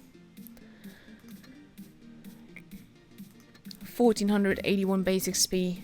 Wow. I would be very chuffed with that in tier 10. So yeah, I've seen a few questions. One of the questions was, do I still play the lower tiers? Yes, I do. I play whatever I'm in the mood for. And I sometimes love the serious gameplay of tier 10 and the fact that you can't be bottom tier in tier 10. But there are also days where I'm just like, I'm going to get myself a nice new seal fur coat and just clop them seals. So let's have a look-see. That was one question, by the way. Another one that I saw was, how do you play without cussing my whole clan blabbers on? That is very easy. It has to do with having manners and upbringing. I don't understand why people cuss like that. It is absolutely useless. It doesn't add anything. It only adds negativity. And in my case, because I'm a CC, I kind of have to be polite. So let's see. Purple looks like they lost. Both Purple versus Straight. Straight actually got the point there. So we now have Rain with 2 points, and then we have Straight and Purple, and also Rain and Pienser and Magellan and Primo all with 1 point, and the only one that has no point is Von.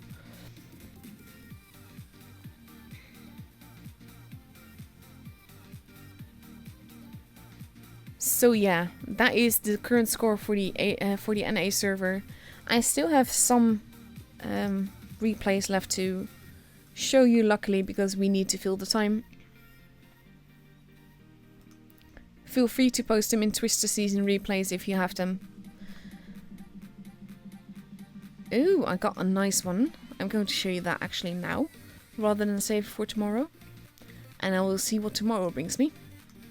But by all means, if you have an ace in tier 7, 8, 9 or 10, post it on my server. I will use it in a stream. And this looked to be promising.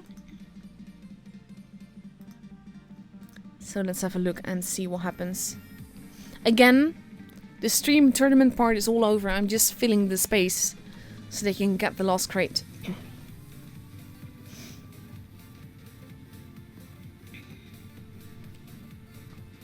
So we are just waiting for that. And I saw another one earlier also asking something. Someone asked that, does this mean that Primo will not participate in the prize pool? Yes, they will. This is a round robin. All 8 teams are facing off against everyone this week. And then the top 4 will go into the finals. This is all about getting the points.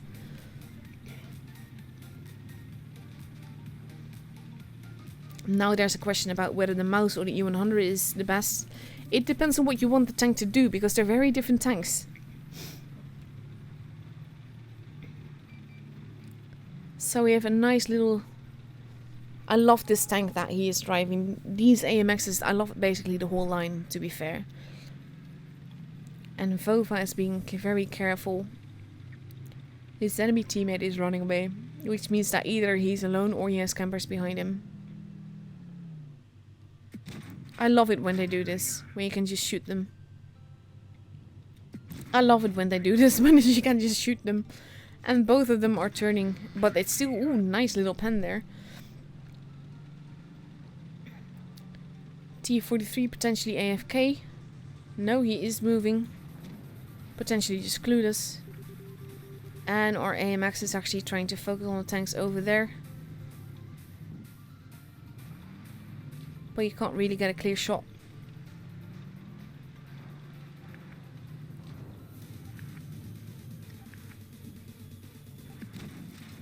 And we have the Sue that is like very helpful and very polite. This is like, if you have someone that is spamming that, it is incredibly distracting both for the sound and for the sight of it. It adds absolutely nothing to the game aside from rudeness. And I don't get it. I'm not a fan of rude behavior like that. It is useless in my opinion. And I for one was raised better than that. That is what I meant with upbringing. If I talk to people the way that some of the people in this game talk, then basically my mother would have my height and it doesn't matter that I'm a full grown woman.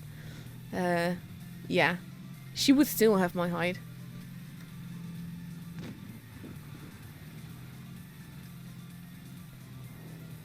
I actually have a very big anti-rage policy on my in my clan. It's the one rule that I don't want anyone to break. I refuse to have rude people in my clan. So if you're not polite, then my clan is not the place for you.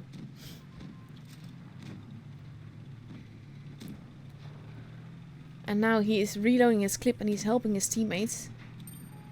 Which I think is a very good call, because you kind of want to keep them alive as much as you can. But his teammates are very steadily being absolutely destroyed.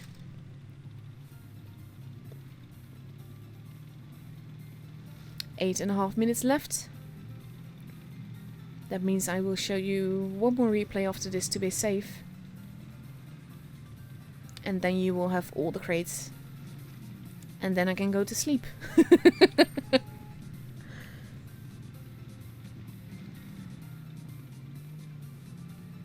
And at this stage he has to be careful. He has plenty of HP left, but he is a tiny, tiny tank. And he is a very juicy tank. That is driving into buildings.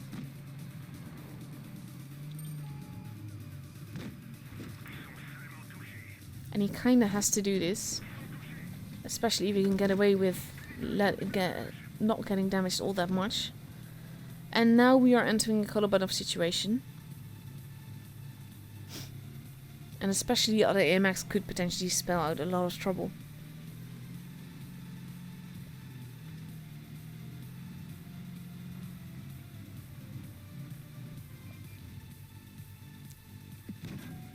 Nicely done, nice high roll.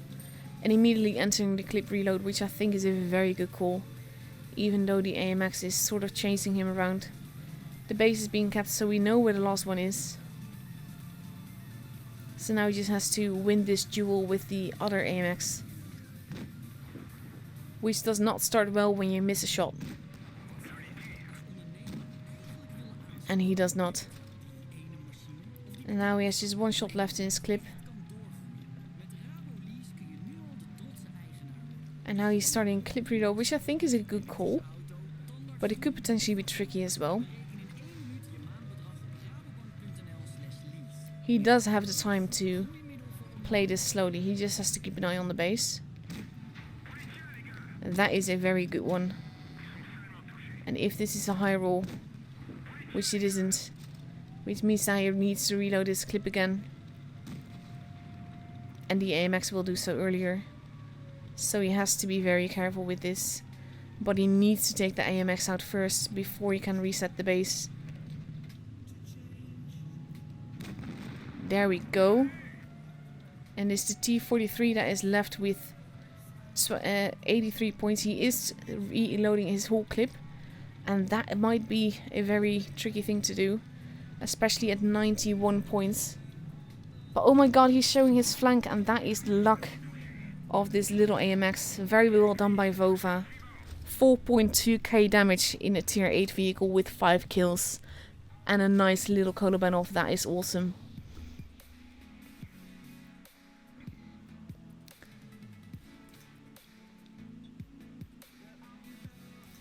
So that is a very lovely game. Very well done. These are the kind of replays I love showing, so by all means keep them coming.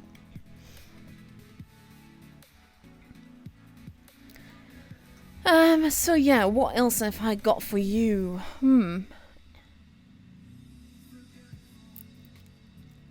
Like I said, I do have some more replays. Lots of standard B replays. I'm going to subject you to another standard B replay of my own. Actually, no, not of my own. I'm going to give you a different tank. We're going to go for another AMX, but it is a different AMX.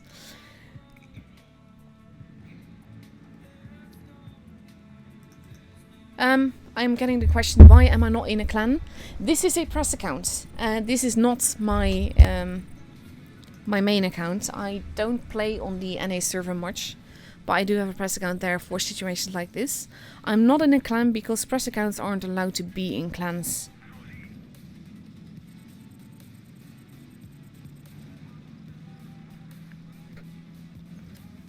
And he kind of wants the team to come along.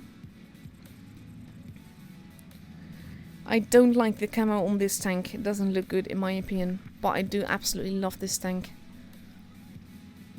The E100 being very polite from the get-go already.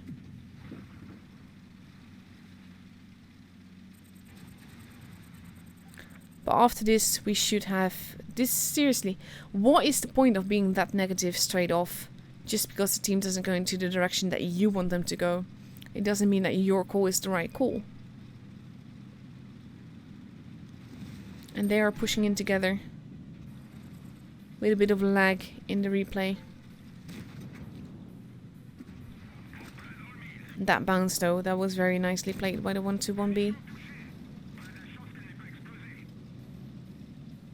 And we have a batchet there now as well, so they can't really pull back. But they could potentially push together.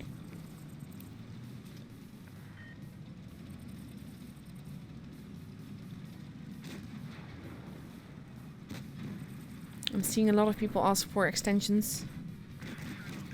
I can't keep streaming forever, guys, honestly.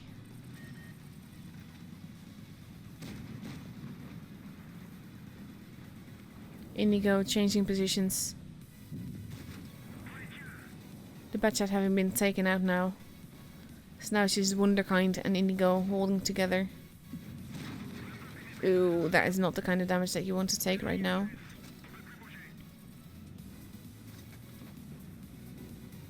Considering the batchet was straight behind Wunderkind, that's saying a lot.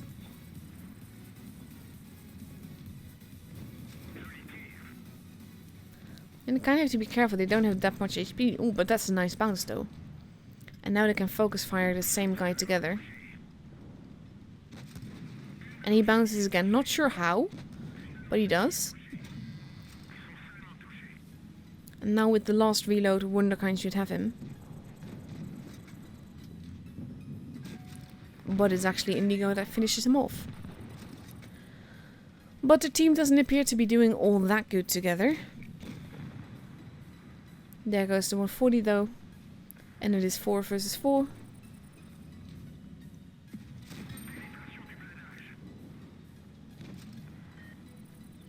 The crates will actually be credited into your account about 50 minutes after the stream. There has been a case where that didn't really happen, but then someone played the game and it did happen after all.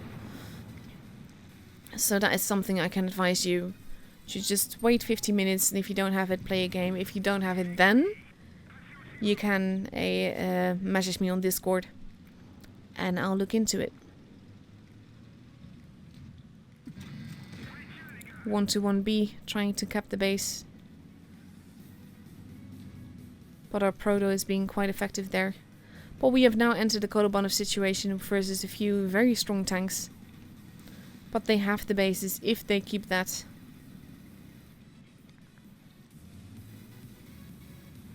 They could potentially make this work. Base B now being capped. We know where the heavies are. He kind of has to take a shot most likely. At the same time, at this stage, you don't want to risk getting shot. Because you will need your HP. Ooh, that bounce though. That was lucky. That was lucky more than anything else. You kind of want to preserve your HP. Especially when these two tanks could potentially kill you together. And he's staying in the high ground.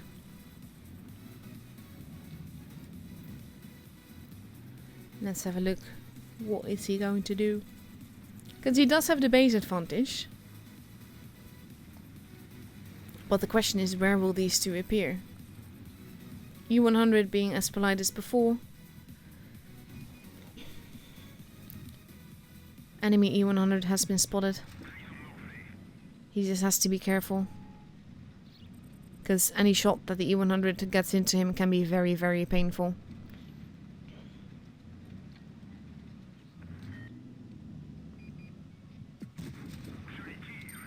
Base T has now been spotted, so we know where the other one is. So it's really just the E100.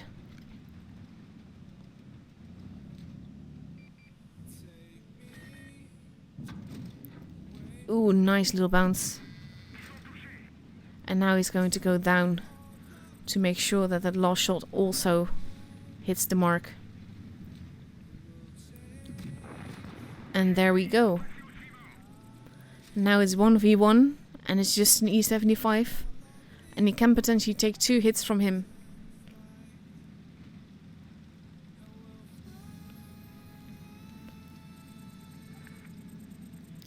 Tournament is over already. I'm just doing this for the people that are watching so that I can get all the crates. Because I'm nice like that.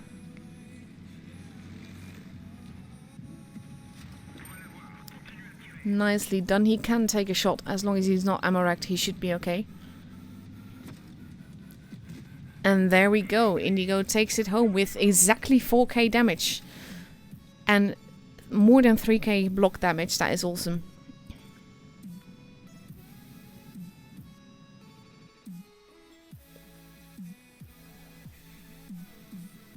That is very nice. Steel wall in this tank also not really an easy thing to do. Nice Kolobanov, 1533 basic speed. But I love the teamwork between him and Wunderkind at the beginning. It just works so well.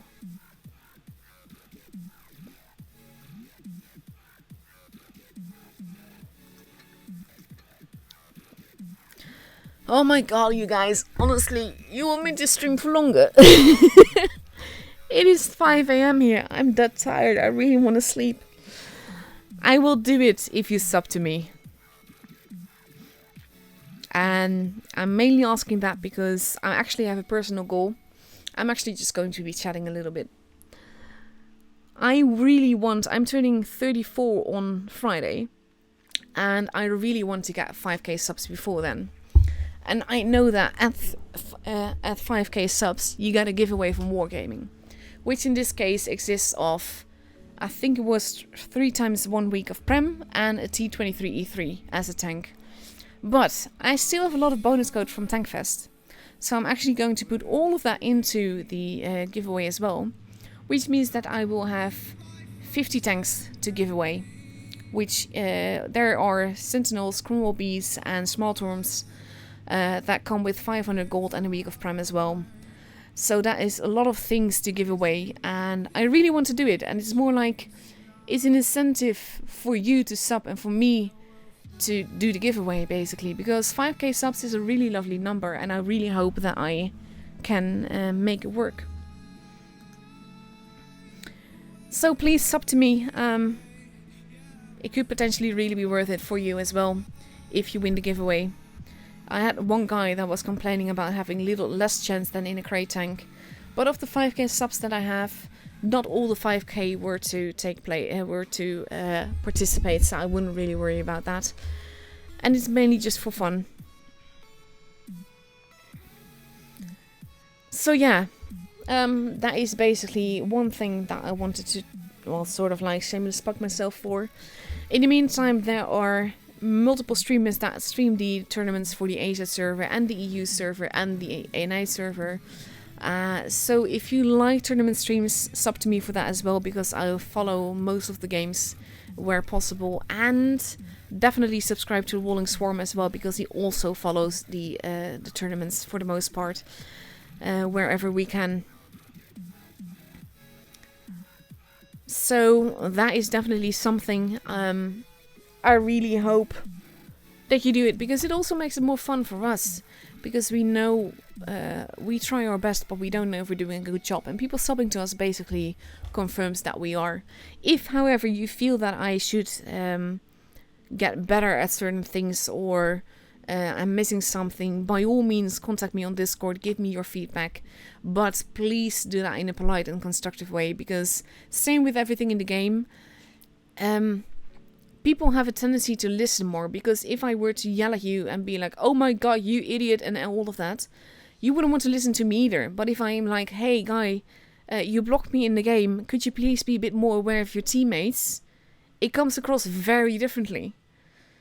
So that's the same kind of thing with all kinds of feedback. If you give it in a bit of a nice manner, it has much more positive impact, and it has a lot more likely to change what actually you want to change.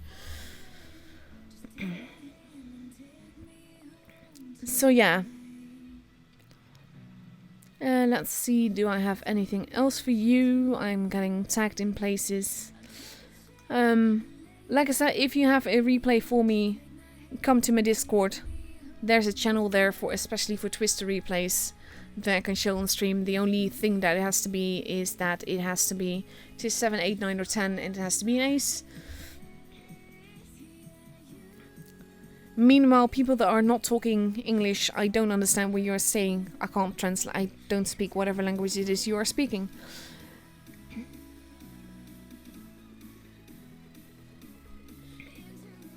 So yeah, I'm almost done. It is 5:10. And I'm really hoping that the crates start earlier next night for Brian's stream.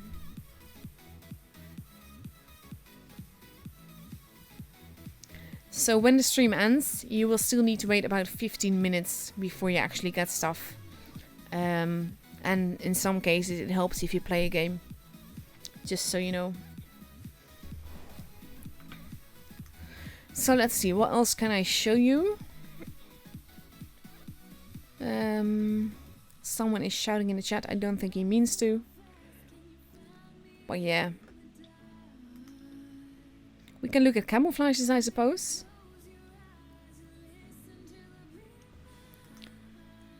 Jay is very unhappy. Jay, you get your stuff when the stream has ended. About 15 minutes after the end of the stream. My favorite tank line, that is a tricky question, because I love a lot of tank lines. I absolutely adore this whole line. I don't have it on this press account yet, because I'm still waiting for Wargaming to fill up my free XP so that I can research it. I absolutely love the STB line. It is also a very fun line. It's not typical medium tanks, and I think that that is something that I prefer when it's not a really typical tank. I'm not into the Russian brawlers. I will play them, of course. But yeah. So that is a definite favorite of mine. And basically the tanks that I started with, this is something that you might have noticed in the replays that I showed of my own games. I sniper mode a lot. And it has everything to do with the fact that the first line I went down was this line, the Yege line. And after the Yege line, I went down the 268 line. And after the 268, I went for the E3. And after the E3, I went for the E4. The E4 line was basically my first real turreted tank line. That was actually turreted in higher tiers than tier 3 maybe. And it's basically told me to drive in sniper mode because I never needed to zoom out for this. And that's the thing, I sniper mode a lot, but it does help me a lot. There are definitely advantages to sniper moding the way I do, because when I spot someone, I'm already aiming and I can shoot and I can pull back before they even shoot, because they still need to enter sniper mode, start zooming, start aiming and then shoot. But yeah, I'm just filling the time now. Really not sure what else to talk about. But yeah, it is the only thing that I'm not as good in brawling, and that's mainly because probably also why I dislike the brawling tanks a little bit. It doesn't really fit my playstyle. And I'm not good in fighting close quarters because I sniper mode a lot.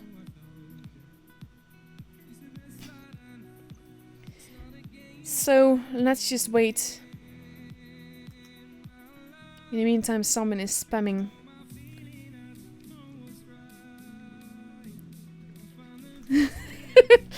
I do sound tired. That's because I am tired.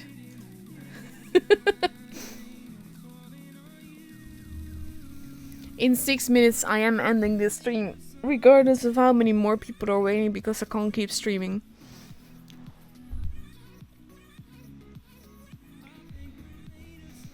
I can't keep going. Sorry guys, so I'm going to end soon, but there will be still 5 minutes left, so hopefully that will still get some people over the threshold.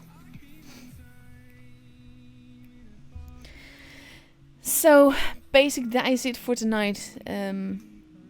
There's some lovely lines definitely there. If you're looking for a fun line to grind, I find that this current line, the new one, is great fun. It is adding something new to the game. It is not for everyone though. The auto reloading system is not a really easy system.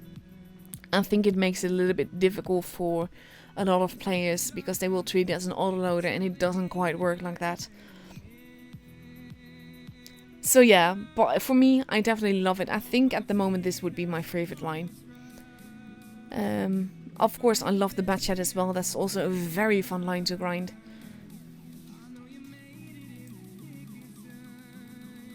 But yeah. Okay, so now Si Feng. That's basically the timer that I was now focusing on. Needed 5 more minutes. There's 5-minute delay. With him needing 5 more minutes, I'm doing the extra minute just to be safe. But then I'm just gonna go to bed. And I can end the stream. So sorry for just blabbering on about just showing you random gameplay and all of that when the tournament has well since ended. But I don't think it's fair to not give you the chance to get all 3 crates. And I can't keep going for the people that just have been that tune in later. But I wanted to give you the best chance at getting the 3 crates in at least. So yeah, that is it for tonight. I'm going to end the stream now. Thank you all for watching. Thank you all for your patience. By all means, give me some more replays to show on stream. In total, there are like 16 stream plans planned in about 9 days, and we've had 3 of them today. So there are still 13 streams left. And by all means, it's up to me. Give me feedback, give me replays. Feel free to join my Discord server. You're more than welcome. And I'm going to log off now. So thank you all for watching. Thank you all the teams for the lovely gameplay. And I'll be seeing you in... Actually, let's see. It's not 12 in... Oh my god. In 8 hours for the next Asia stream. So hopefully see you then. And for now, I wish you all a good night. Good night.